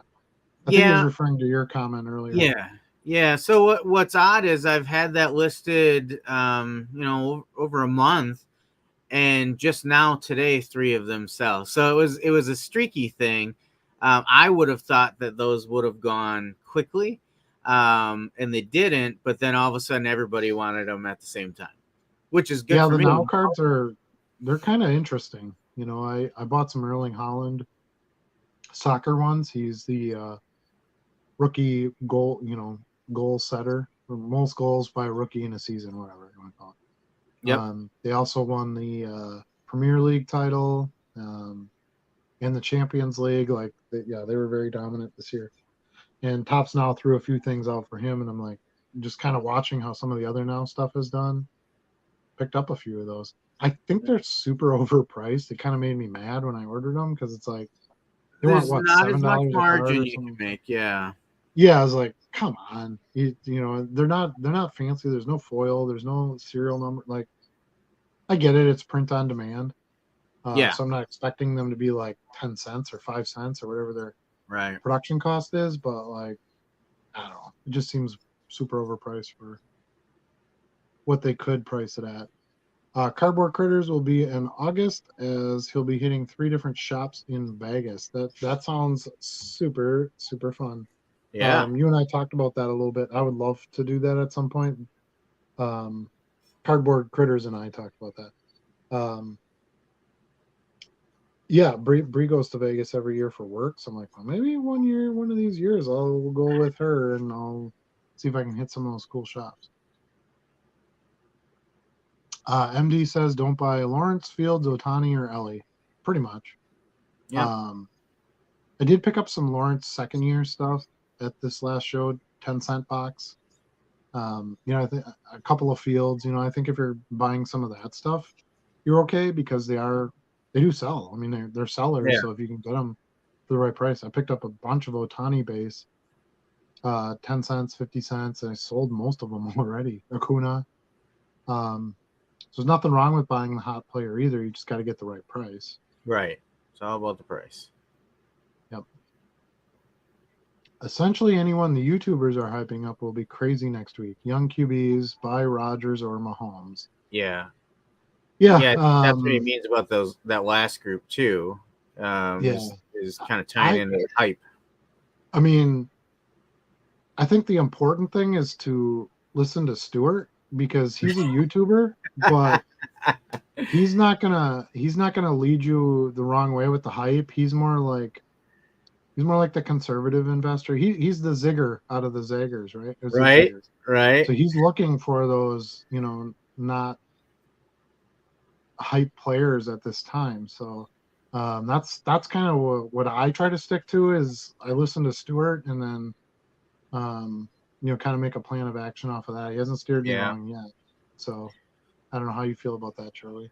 I agree. I mean, you don't want to buy during the peak of the hype train, right? Because the prices Right. are going to be inflated. Um, what I like to do sometimes is work the bottom of the down cycle, right? The trough of the Yeah. down cycle. So what I like to keep my eye out for are second or third year players that maybe were injured in their rookie year or second year and they're coming back from injury and they were top prospects, super hyped at the time. They just didn't get the opportunity to stay on the field. And if it's kind of like a fluke thing and they don't have an injury history, why not? A guy like Jared Kelenic, Right. he's been coming on strong this season. He was a top prospect a couple seasons ago. I think those are much better buys than the current, hot hyped rookie. Yeah, I'm not really into the hype thing anyway. I'm gonna go through the boxes and all the guys that are selling the Barry Sanders inserts cheap. That's what I buy. Mm-hmm. So there's not going to be hype for Barry Sanders, but he's not going to ever be forgotten either. So I buy a lot of Walter Payton. Um, I don't know. But yeah, I will not be buying Ellie De La Cruz. I don't think I would be buying it anyway, just because he doesn't have enough history there to be a real buy. Yeah. So yeah, That Otani's kind of a sure thing at this point. You got, um, I don't know, Burrow and Lawrence. Some of those quarterbacks, that's tough because I've seen so many of those quarterbacks play for 15 years and not really get anywhere. Right? Like, think right. of like Philip Rivers or um, Michael Vick or Rich Gannon or like there's tons and tons and tons of those quarterbacks that had Yeah. really amazing careers. Vinny Testaverde, played for 20, 25 years and just never really was able to do anything with it. Boomer I kind of aside. feel like that's what's going to happen with Herbert. Right? He plays for the Chargers. They're never going to win anything. So I don't know. We'll see. Yeah. I do like this tip. Card Hobbyist Yeah. says check out Gap baseball players are retired but not voted in the Hall. Pujols, Beltre, Ichiro. I bought Pujols this weekend. I did not buy any Beltre. I did buy some Ichiro. I bought some Joe Mauer. I bought some. Although is Joe Mauer in the Hall? I don't think he is yet. Oh. So agreed. That's something that I do watch with baseball. I also did buy a bunch of Derek Jeter, the greatest New York Yankees baseball player of all time. He's all right. So I hedge those bets a little bit. I mean, Pujols is going to be in the Hall for sure. Ichiro's in the Hall. Going to be in the Hall. So I don't know that like you can only buy them before they get in the Hall either, but yeah, those are good plays, especially if you're looking to get a flip out of them because those are gonna jump in value as soon as they get close to that voting time. You and I differ a little bit on how we apply those gap guys, though. Yeah. So we've talked. I've got a box full of Pujols, a box full of Molina, a box full of Cabrera, Miguel Cabrera, guys that I can confidently say these guys are going to be in the Hall. I look more at holding those until the summer they're going in the Hall, and I think you say their value is not going to change. Like it kind of is what it is. Yeah.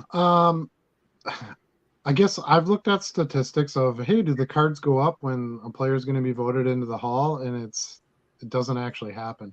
The hype of that is way before that, because it's people that are thinking just like us now, going, "Oh, I should buy Pujols now because he's going to be in the Hall." Well, that Mhm. means the hype is now. You see what I'm saying? Yeah. So you really needed to buy Pujols like 8 years ago. Yeah. When his career was basically done, people totally forgot about him. Yeah, he's still going to play, but he's not going to do anything. He wasn't really, ready for the Hall yet, that kind of thing. Right. So I think that's mainly why I differ on it, is I just feel like to buy it now and then try to sell it at the hype of the Hall of Fame, I don't really think it's going to be there. But Yeah. we'll see. And We'll like a see. classic example, I was fortunate enough to pull Albert Pujols Golden Mirror Parallel. And the value's pretty high on that right now. And I did get it graded, got a decent grade on it. I did not get a 10, unfortunately, but I think I got a 9 on that. Value's pretty good. So, I keep debating, do I want to list it now? Do I want to hold it till, Otherwise, just list it high. List it high. Right.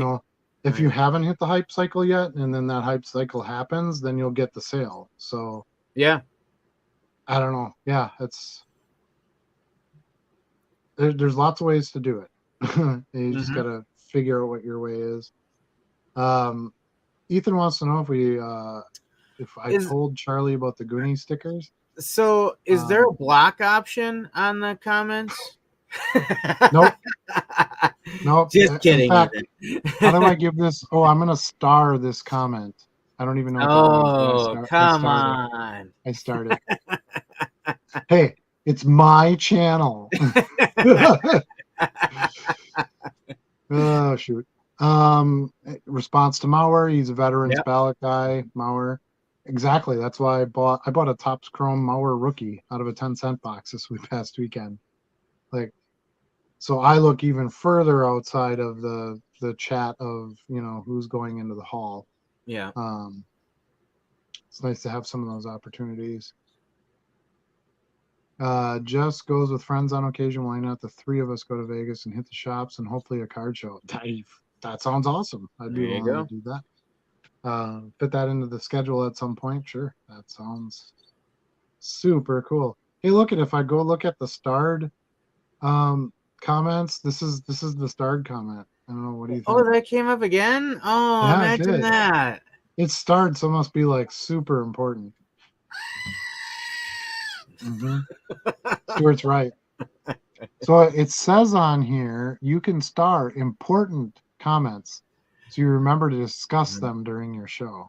So we'll leave that there so we remember to discuss that later. Great. Yeah.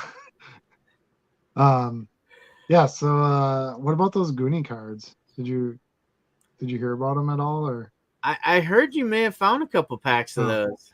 I did. Yeah, it was a super good deal. I was really happy to get them for a good price too. I mean, I even got like one of the packs free basically.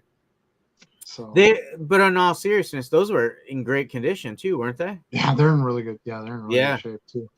A lot of times you don't find them that way. Sometimes they've been almost like peeled and then stuck back on. And I've run into that more with Simpsons stickers than any other ones. I don't know why, but a couple of turtle stickers I've gotten were like that too. But yeah, it was a great show. They didn't print a ton of the cards. The cards are hard to find. A sealed wax box is like $500. Yep. So Goonies is just a really good one that way. I can't complain though. I mean, I can't complain though. I found some really nice Marvel sets. I was pretty jealous of the Marvel. The foil Marvel stuff was pretty sweet. You can't really go wrong with some of that Marvel stuff. One of the things I've been trying to buy lately, and I'm gonna share my tips here again, unfortunately. So I'll probably end up losing every auction after this now. But I'm just kidding. I don't have that kind of audience. But I've been trying to buy some of those 1978 Marvel sticker cards. Do you know what I'm talking about? Where it's got like the character kind of jumping up and just says Hulk underneath. And yeah, I think you know what you're talking about. Yeah, I've been trying to buy those in a good size lot, and I haven't been able to get anything. Okay. But I would love to have some of those in stock. Yeah. So that's one of my kind of non-sport plays. I'm really interested to see what I find for non-sport at the National, because I really didn't look for any of it last time. Is there a lot of non-sport at the National? I don't remember seeing a bunch of it, but I definitely remember there being a few dealers that were doing non-sport. Think about it this way, right? So like, let's say you're a non-sport dealer. What's the best show to be at? The National. Yeah. Because you're going to get all these people there. They're all going to be looking at all these sports cards. A lot of sports card collectors collect comics and comic cards. That might be the perfect show to be at.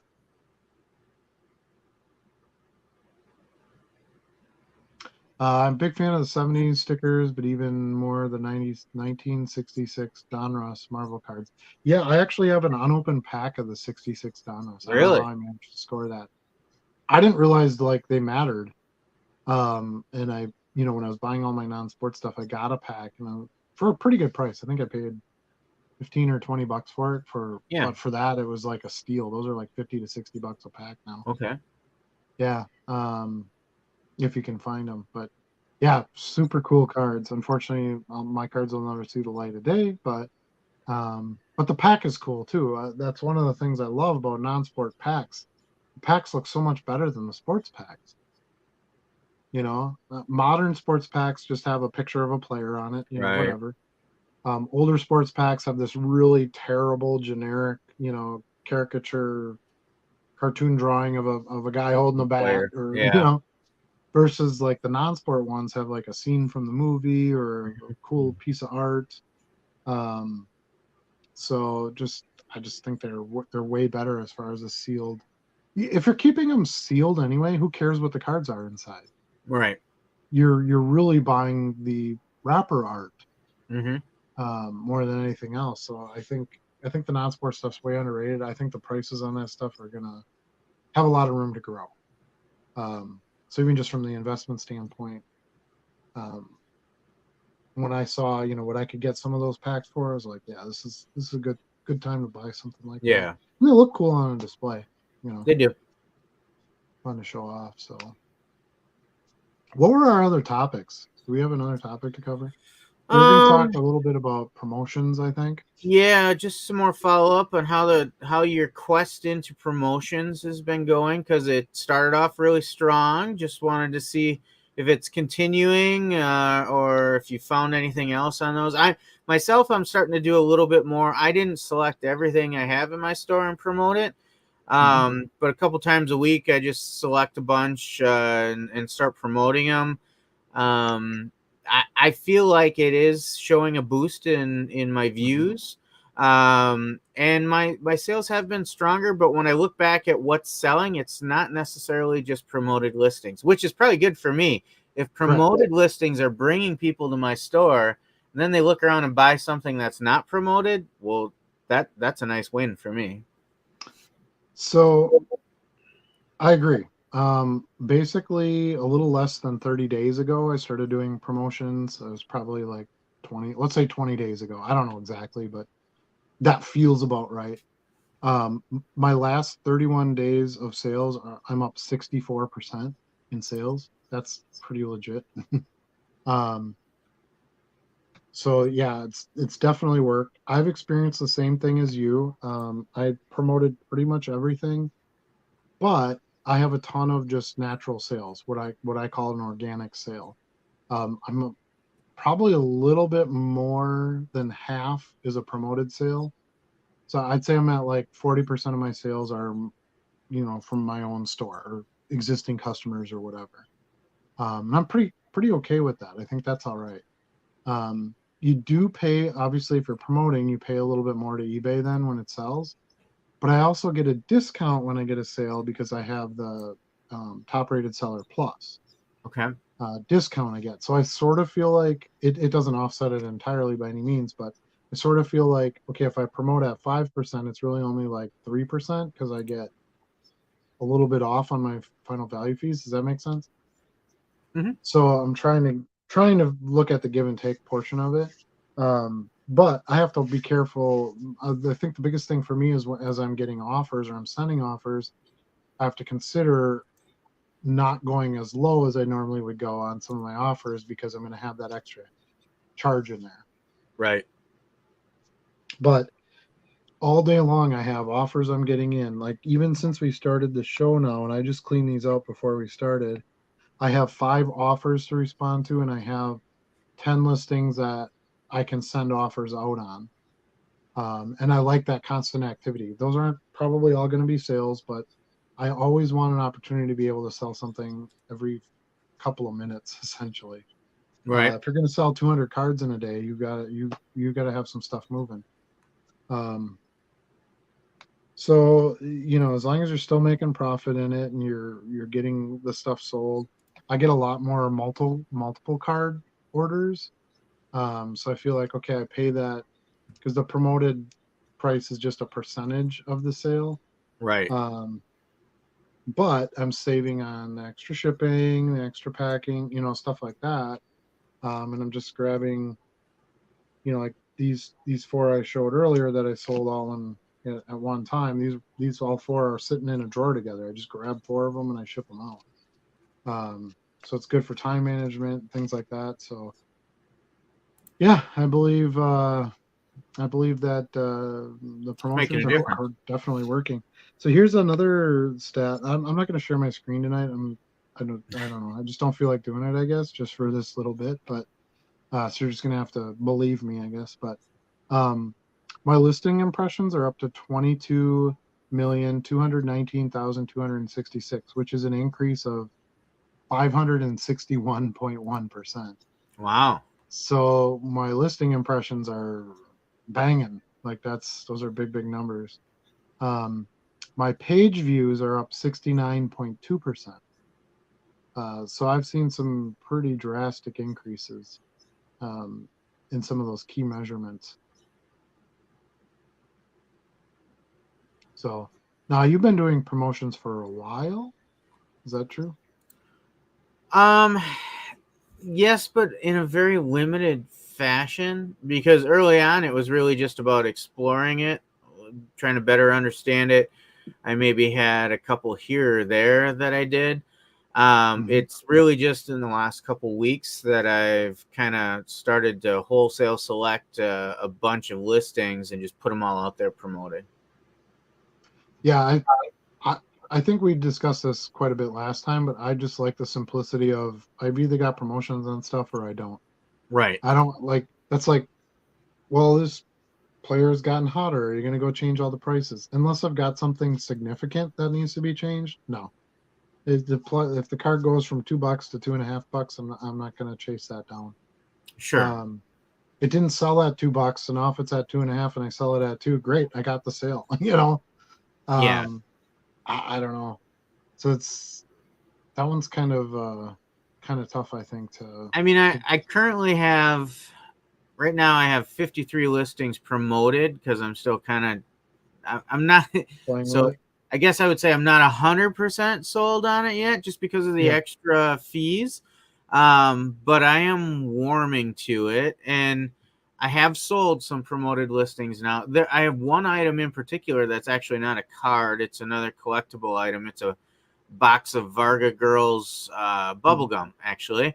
And I have gotten more views and offers on that since I've promoted it. That's for sure.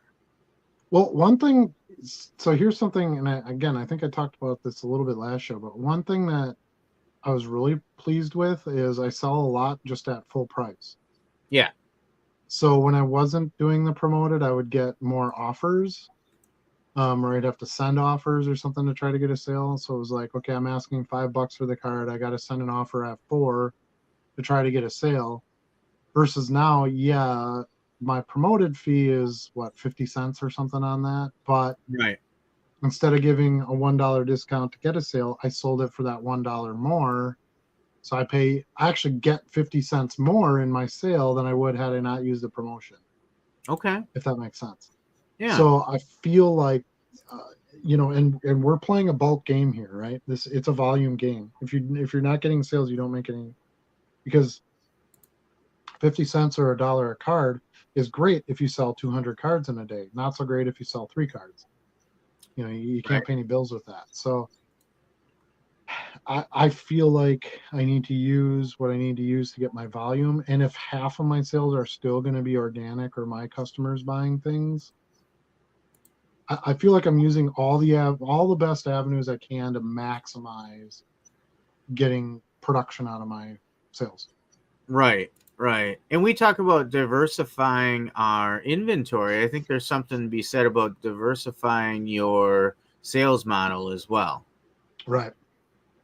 There's this YouTuber I watch that it's called Shed Flips, and he's buys random items at garage sales and resells them and stuff. But made a really good comment this morning talking about eBay fees, and his stuff doesn't really apply to ours because shipping has changed. You know, they went to that standard shipping now with post office and stuff. We don't really see that because we do envelope shipping. But anyway, and he said somebody was complaining about, well, the eBay has too many fees and you have to promote and blah, blah, blah. I'm going to just start a Shopify store and sell my items on there instead. And the YouTuber made a really good point. He's like, well, how are you going to reach an audience of 100 million people like eBay does? It's going to cost you way more to try to advertise that store, advertise those items, and you're going to have to do all the work. As opposed to you just let eBay in on a little bit of the cut. Everything's done for you, other than you got to list it and pack it and ship it. But outside of that, it's all done. It's all in one place. You can cross post, to Poshmark and Mercari. We kind of talked about that earlier. If you want to try some other platforms that maybe can get you some sales, it's in a way promoting it because you maybe are reaching a different audience, but that's work too. I don't want to work anymore. To me, I think my work should be focused on listing cards and shipping cards on time. Right. Anything I can do to give little flakes of some of that money to somebody else to do the other work. So I kind of equate it to plowing my driveway in winter. I'm not going to do it. It's not worth my time. It's not worth. I can pay somebody $25 to do it with the right equipment, and I can sit in my office for that half hour while they plow my driveway and make $25. Fair enough. You see what I mean? So I don't know. Time has become a much more important thing to me. Over the past since having kids, really more than anything else. Kid, I should say. I have one, not several. But I don't know. To give up those few extra pennies to eBay, and again, it's a percentage base, so it's not like, oh, if I sell my card for $2, they take all $2, and I'm, I did all this for nothing. Like they don't hit it that way, and you can choose the percentage you want to give them too. Right. You don't have to do the dynamic. No, I do, because again, I don't want more work. I'm not going to go in and change it. I just let it sort of push it out at whatever it needs to hit. Cards, it's pretty standard with the cards. It's that 8 to 10% ish. You definitely sold me on the dynamic. Yeah. I did have one the other day. It was like a 12% or something. Okay. I was like, ooh, one sounds a little high. But I got the sale and I made some money, and it gives me money to either pay something else with or put back into another card, whatever. It's a multiplication game, and if you don't get any sales, you can't multiply.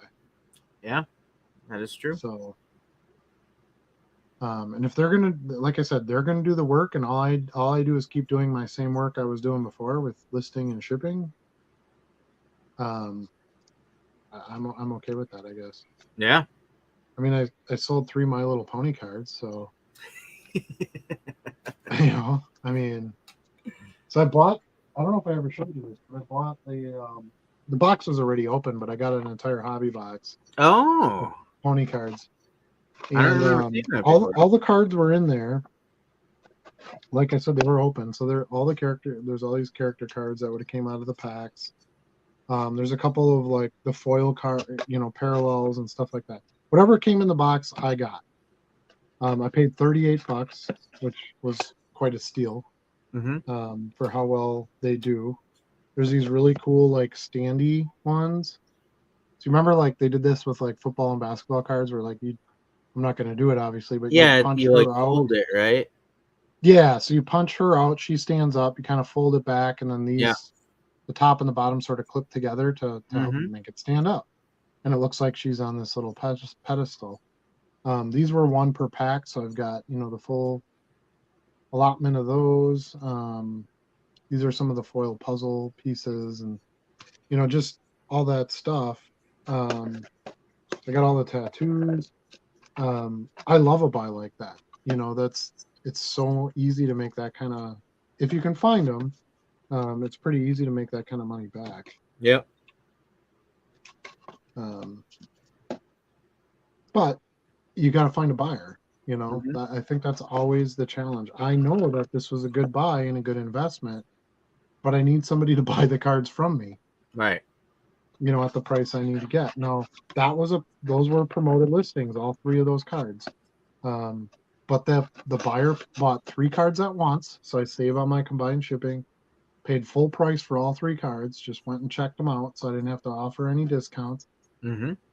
And I pay eBay their 75 cents or whatever it costs for that $10 sale, and I'm done. Right. Other than I got to ship them out. So yeah, I was kind of way against the paying extra fees, and the reality of it is in what we sell, there's a lot of competition. Mm-hmm. Okay, and you might have an Ellie De La Cruz Bowman first card, right? Very in demand card right now. But so did 15 million other people. Right. And what happens when Ellie De La Cruz becomes big? What happens with that card? People go list them for sale. Right. So how the hell are you going to sell that card? And you need to sell it now when there's that hype. If you're purely looking to maximize your profit on this player, right? Yep. Now, he could go on to win 10 World Series and 6 Gold Gloves and be in the Hall of Fame, and the car goes up more after that, whatever. But the odds of that are not very big, and you'd No. have to wait a long time to get those kind of results, versus flipping it now the key with investing in money is you have to keep it moving, right? Because inflation is, well, we've really learned about inflation the past few years, but inflation is the killer. So if you have $100 bill in your wallet today, does that have the same value a year from now? No. So you can't leave that $100 bill in your wallet. Yeah. You have to take this 10-cent card, take your $3 on it, take that $3, buy more cards, take those cards, sell those. You have to can constantly play the game. Agreed. So, yeah. So that's kind of my take on promotions. I'm basically all in on it. Do I wish I didn't have to pay promotion fees? Yeah. But the competition is so great, and those that hold strong to I'm not paying eBay any more fees, they're not going to sell their stuff. Mhm. So I'm going to sell, keep moving, pay eBay their extra cut, but continue to grow what I'm doing. I'm inching closer. So now, that being said, just because you add promotions on every new listing and stuff, like there was I wish I still had some of these cards. I had to ship them all today, but I sold an Acuna card that I listed like 10 minutes after I listed it that I bought at the show, right? Yeah. I think it was the Next Wave parallel out of Topps Gallery, or insert out of Topps Gallery. The one where it's like the wave kind of coming around them and whooshing up. Mm-hmm. Bought it for 10 cents. And I sold it for $2.99. I got my full price, but it wasn't promoted because I had just listed it. Somebody just jumped on it and bought it. Same with the Mower Rookie. I sold that right away too. So just because you list everything with promotion right away doesn't mean that's the only way that a buyer is going to get the car or find the car. True. Like you're not like, as soon as you hook yourself up to promotions, you're going to pay that fee. That's not true. That's only if eBay has to help you get the sale. Mm-hmm. So there's another approach to this. You could say, okay, well, instead of paying eBay 25 cents out of that sale, I'm just going to reduce the price of my card 25 cents and hope that gets me in front of the competition. Right? So you're not making any more money, but you're not giving it to eBay either. Yeah. So, depending on, kind of where you want to fit on that, I Like we want said, eBay to different do strategies. I want eBay to do as much work as possible for me. That's why I use the platform and I pay them fees. I could just start a website and sell cards on it. It's not that Yeah. hard. But I'd have to do all the work, and I'd have to pay all the advertising expenses, and I have That's to a do great all way the of looking at it. accounting. Yeah. The accounting for selling 65,000 of these cards a year sounds.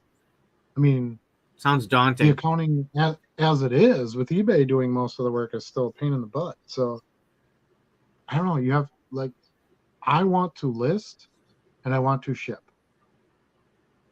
because those are the two things that grow your business, that build your brand, that make you money, blah blah blah.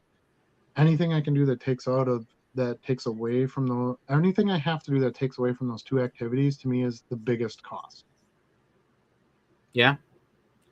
Yeah, and you can't afford that, right? Well, even if you could, would you want to? Like, No, is that the best way to spend your money and your time? I don't think it's so. not efficient. No. Yeah. So I think you have to look at it. If you don't want to do dynamic and you want to control, how much your promotion percentage is, fine. Just set it. Maybe pick 5%. Do Mhm. half of what the dynamic is, and hope for the best. At least you're getting in front of half of more viewers than you were before. But I, if I can still make my profit and I get to the front of the line, to the buyers, I don't know. I think that has a lot of value. It definitely does. I mean, why wouldn't you? Like you said, if you're getting to the front of the line, that's you can't get a better spot than that, right? Like you're gonna you're absolutely gonna grow sales that way. Yep. Yeah, and I mean, I see it. Like, it's literally right in front of me on the screen. And we did share some of this the other day, so it's everybody saw Mm-hmm. um some of those results already at that time. But yeah, it's been good.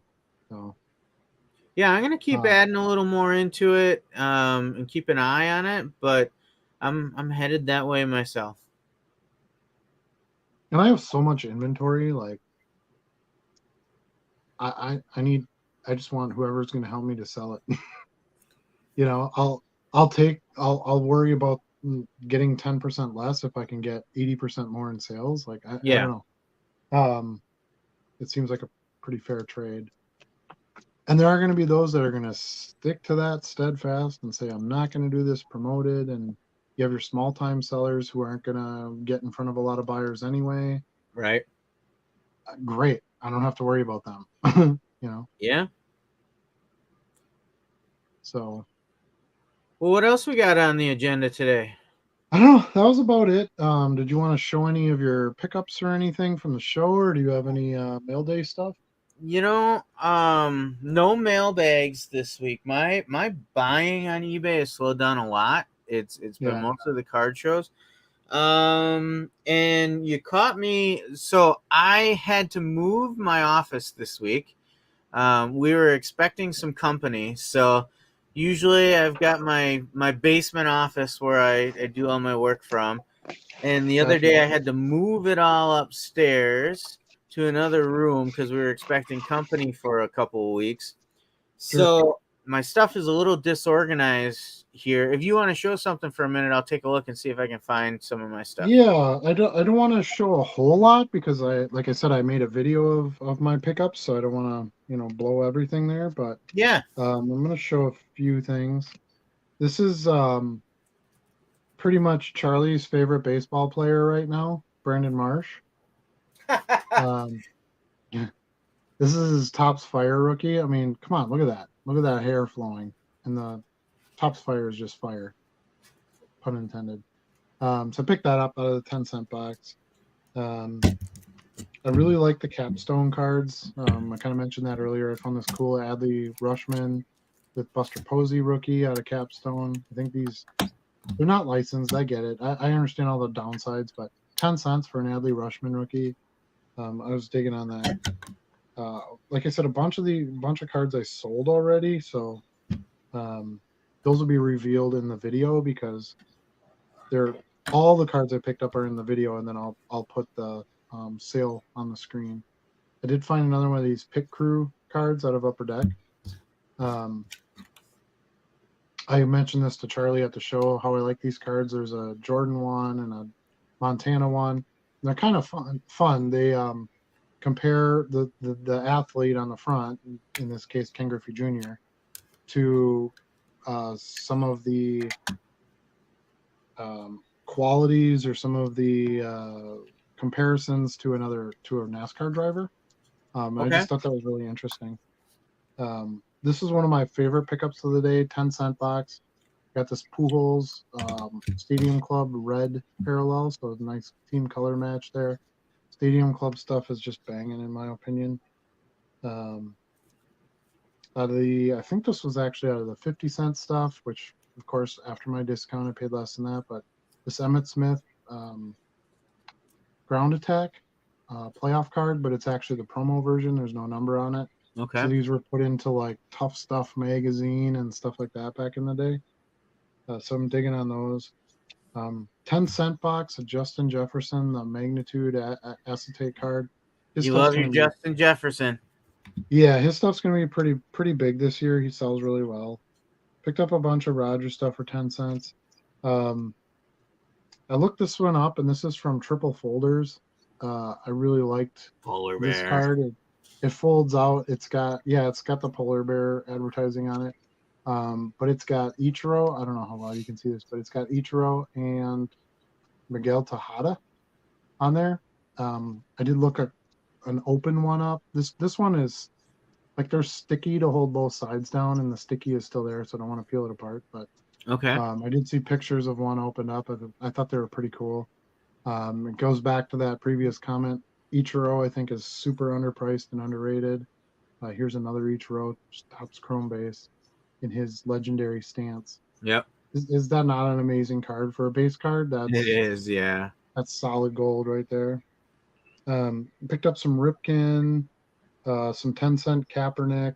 Anytime I can get Topps finest stuff of minor stars, major stars, I'll buy that. One of the most underrated football sets in lower printed years is the Topps Platinum stuff. Mm-hmm. So picked up a bunch of those. I got Breeze, Eli, Romo, quarterbacks, quarterbacks with hobby. Got me some Tebow. I always buy some Tebow.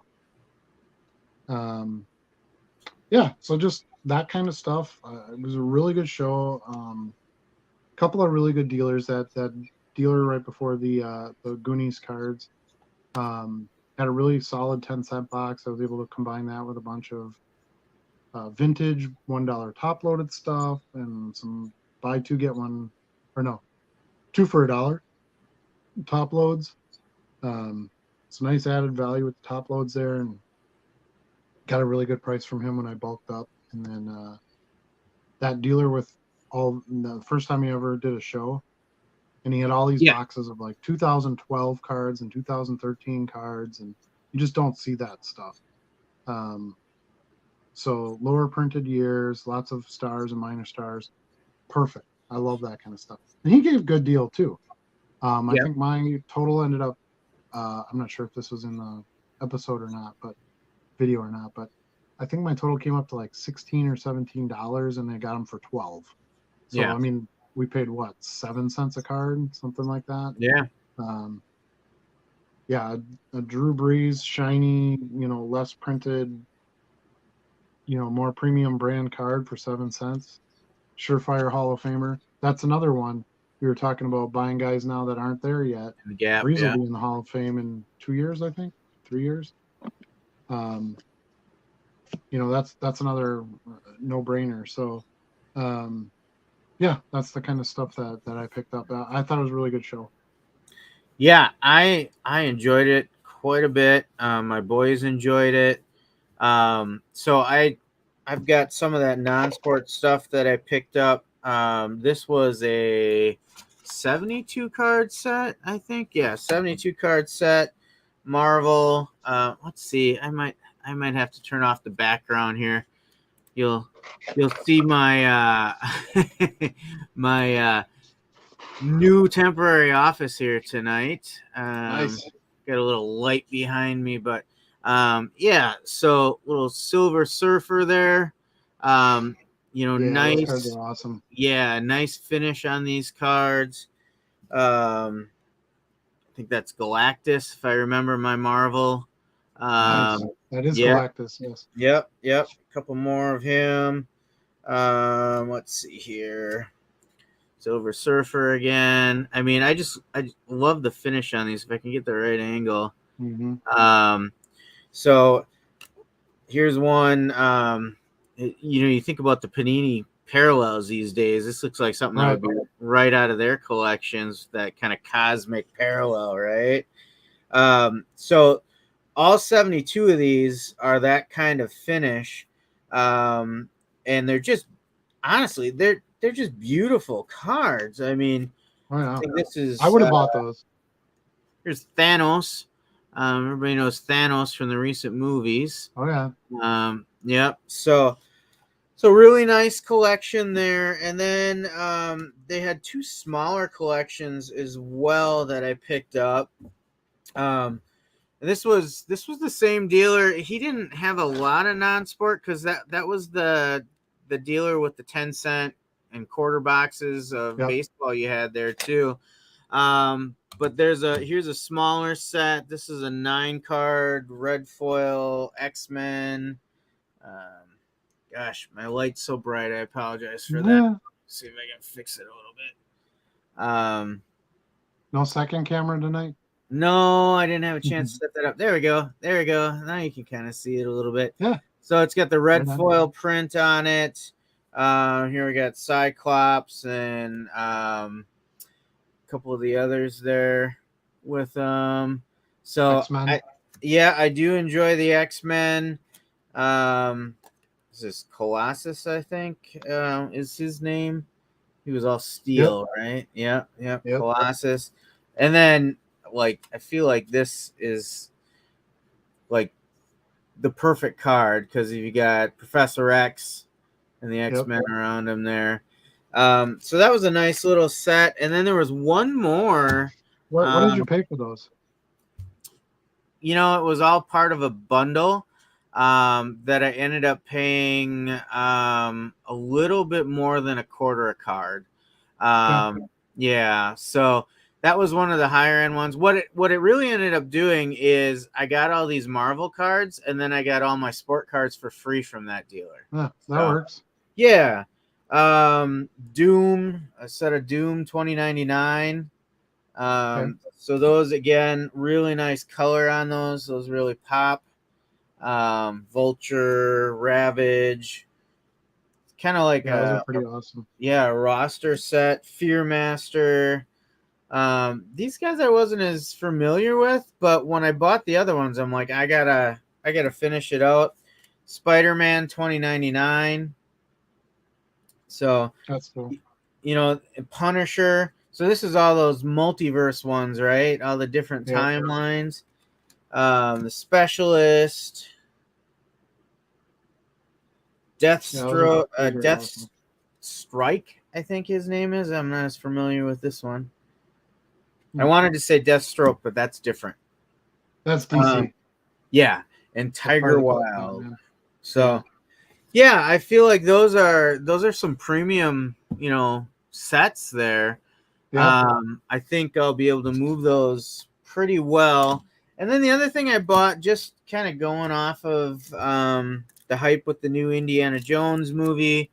There's some Indiana Jones Chronicles sets. I bought 2 unopened packs, and I'll see what I can do with those. Nice. Yeah. Yeah, I'm all about the non-sport sealed packs. I think those are a really good play. Yep. As you can see, I got some boxes piled up behind me on my temporary move. You get to see my hat collection behind me, too. I see that, yeah. It's not as great as the goat background, but yeah. I did get a little bit of non-sport in the mail. I can show that off real quick, but I got a complete set of Small Soldiers. Oh yeah. One of my favorite movies of all time. So it's mostly just like scenes from the movie.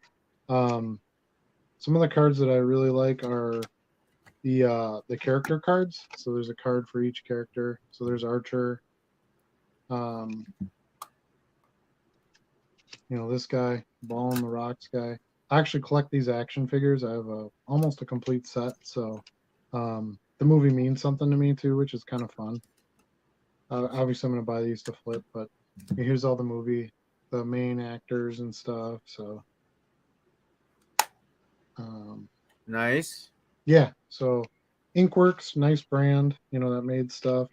There's all the tattoos are here. So you got a tattoo in each pack, I think. All the different tattoos. Nice.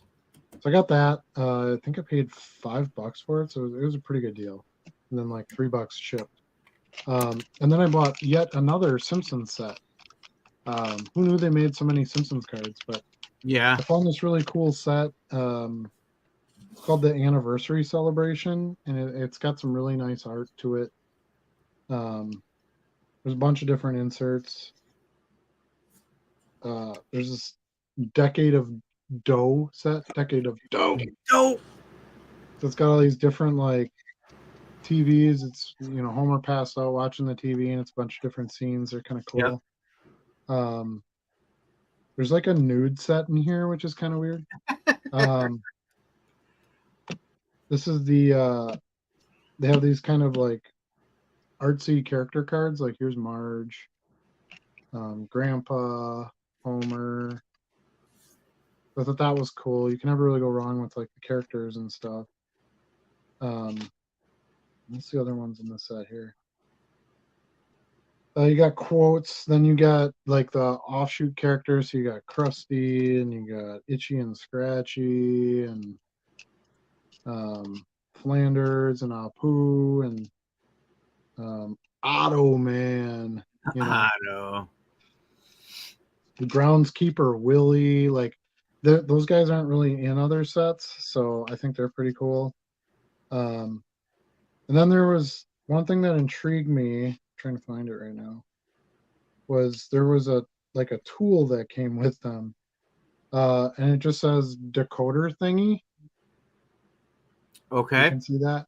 So that some of the cards, some of the cards have like a little, and it's mainly like the nude ones. So like here's Homer with the hat, and then there's like a little thing here, and you hold the decoder over it, and you're supposed to be able to read it then. So it's like what is that, like a bottle or something in there? Is that Duff beer? Duff beer. Yeah. It's a Duff beer bottle. So I don't know. I thought they were really interesting, different from a lot of the other ones I have. Good price. I would imagine that decoder thingy alone I could get a few bucks for. Yeah. Like here, look at this one. Homer with the. Okay, it starts getting interesting. You ready? Oh boy. Mr. Burns. You always find the racy stuff. I know. It's like my thing. I don't know. Look at this Spicy Marge. Look at that. Right. Let's see. Is there any other good ones here? They're that's a very small subset. It's like 10 different subsets that make up a set. That's basically what these are. Yeah. Here you got Marge and Homer.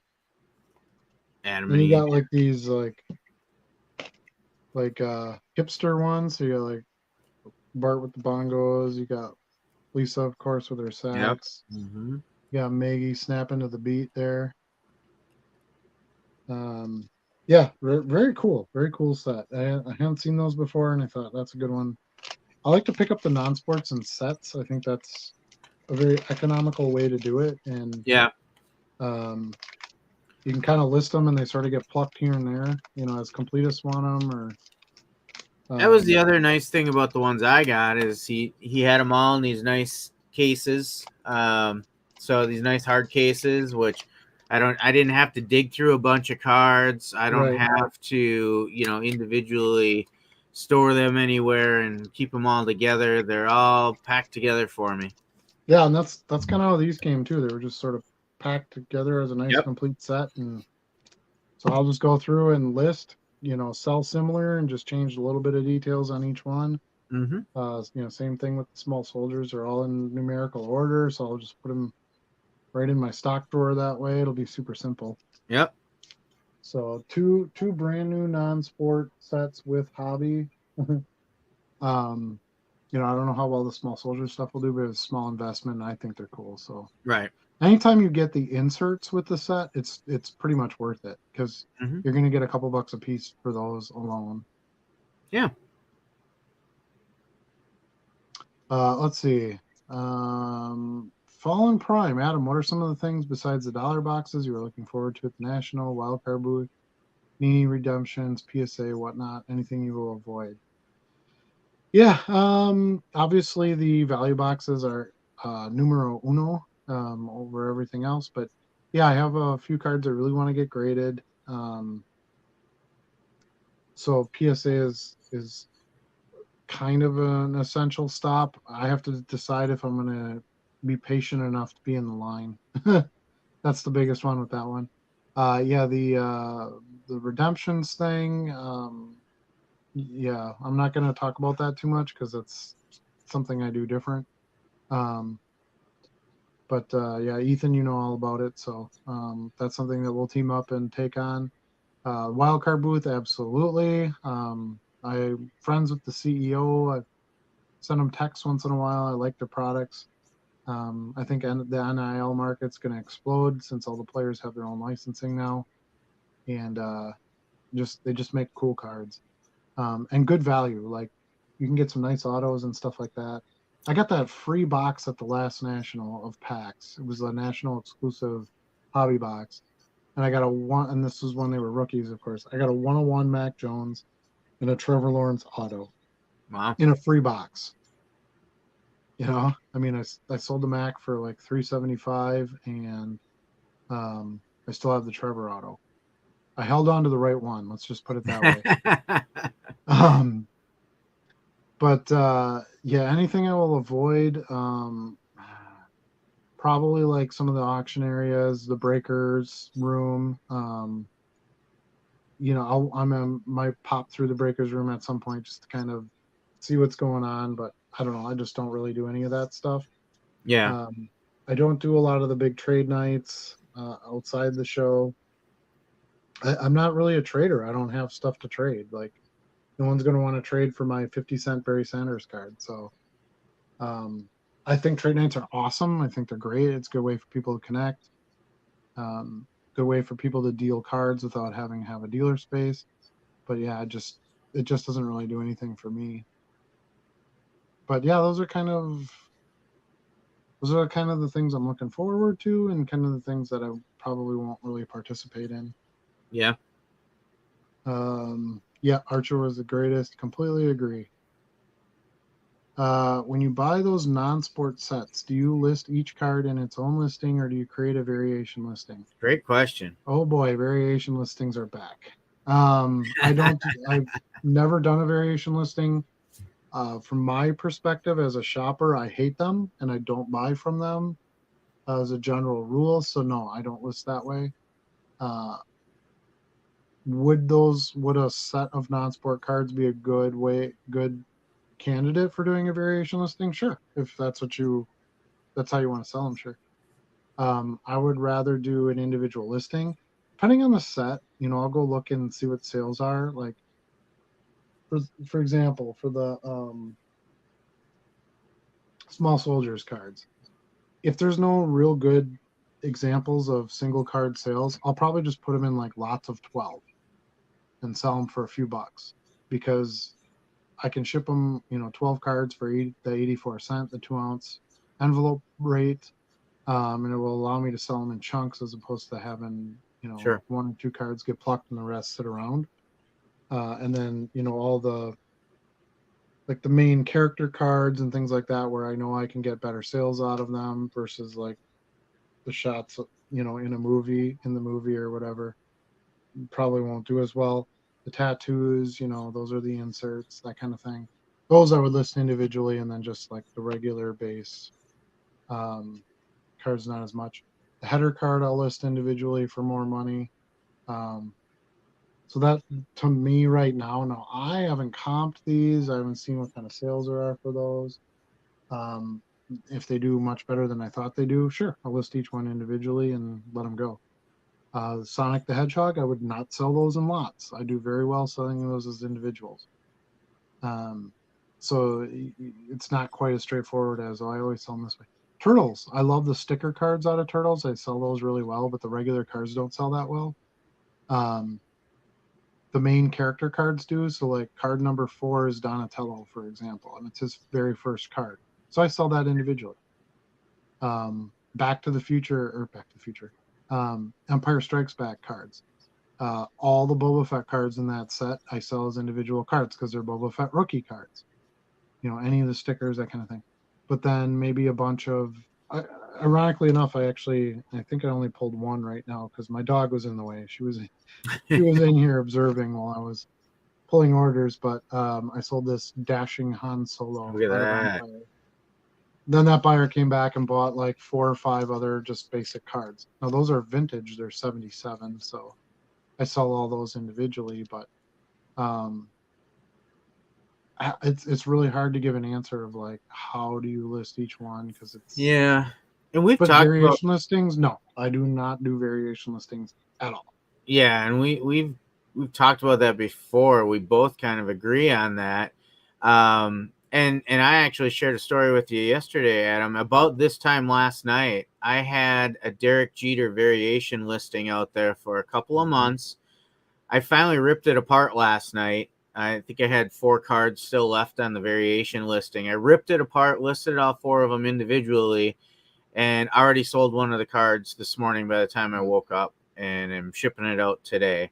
So we've kind of all agreed that the individual listings sell better than the variation because people don't want to dig into them as much.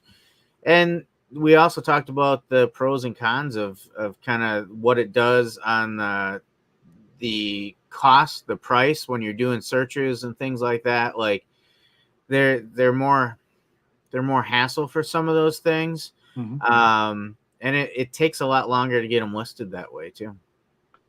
Yeah, it's cumbersome to list. I just don't. I get 66,000 listings with my store. I'm not at any shortage of listings. Maybe if I get to that point, I'll start looking for some other ways to put out free listings, and have more multiples in it. I don't know. But I haven't found any gain to listing as a multiple listing. Card Slut's back. Welcome, Card Slut. Thanks for joining us. Late but caught you. Did you already cover your thoughts on the new condition requirements that started today? Actually, I don't know why I didn't put that in the video for today, but we didn't talk about that. Are you aware of this, Charlie? I am not. I had a pretty busy day. I had not heard of this. Okay, so when you go to list a card now, and I did run into this today because I listed some cards, you have to choose a condition. So you have to choose like near mint to mint, excellent, good, whatever. However, eBay puts those ranks on there. It's one of the fields now, and it's required. Oh, I always filled it in anyway. So I did for the most part. Anything modern, I just put, unless it's weird, I just put near mint to mint. Yeah. And then vintage, I kind of just leave it as like excellent or whatever. Again, unless it's glaringly obvious that it's not that. But I think as long as I don't think most people are going, oh, it says near mint to mint. I'm going to buy. I think 99% of buyers are going to look at the photos, and if they're unsure with the photos, they'll probably ask you something versus like taking it for gospel that it says near mint to mint. Right. But yeah, I did run into that today, and I did have one. I tried to list it, and I got the little red exclamation point that said required. You're missing something. Excuse me. And I went back, and sure enough, it was okay. The condition field was empty. So, yeah, I don't think it like. I don't think it's game changer really, to be honest with you. And I also think it's kind of stupid because people shouldn't be grading cards unless they have a experience in grading cards. Yeah. You should let your buyer decipher what is excellent and what does that define, right? So how do you know your card is good or excellent? What is the game changer between those two grades? Like, Yeah. it's so subjective. It is. Yeah. So I don't think putting that in there really benefits anybody, to be honest Yeah. with you. But I do my best to kind of go by PSA grading guidelines that they publish, but you're right. It's subjective. Yeah. Like what I think the card grade is could be totally different to what the buyer thinks. Yeah. And then she also mentions that people like me have a lot of editing to do because I never graded mine in my listings. Oh. You don't have to go back to your existing listings and put it in there, just so you know. Just new moving forward? Yeah. So if you don't have a condition in there now and you don't want to go back and add it, you don't have to do that. They're not going to take down your listing or anything like that. Will you have to when it auto relists? I don't think so. Okay.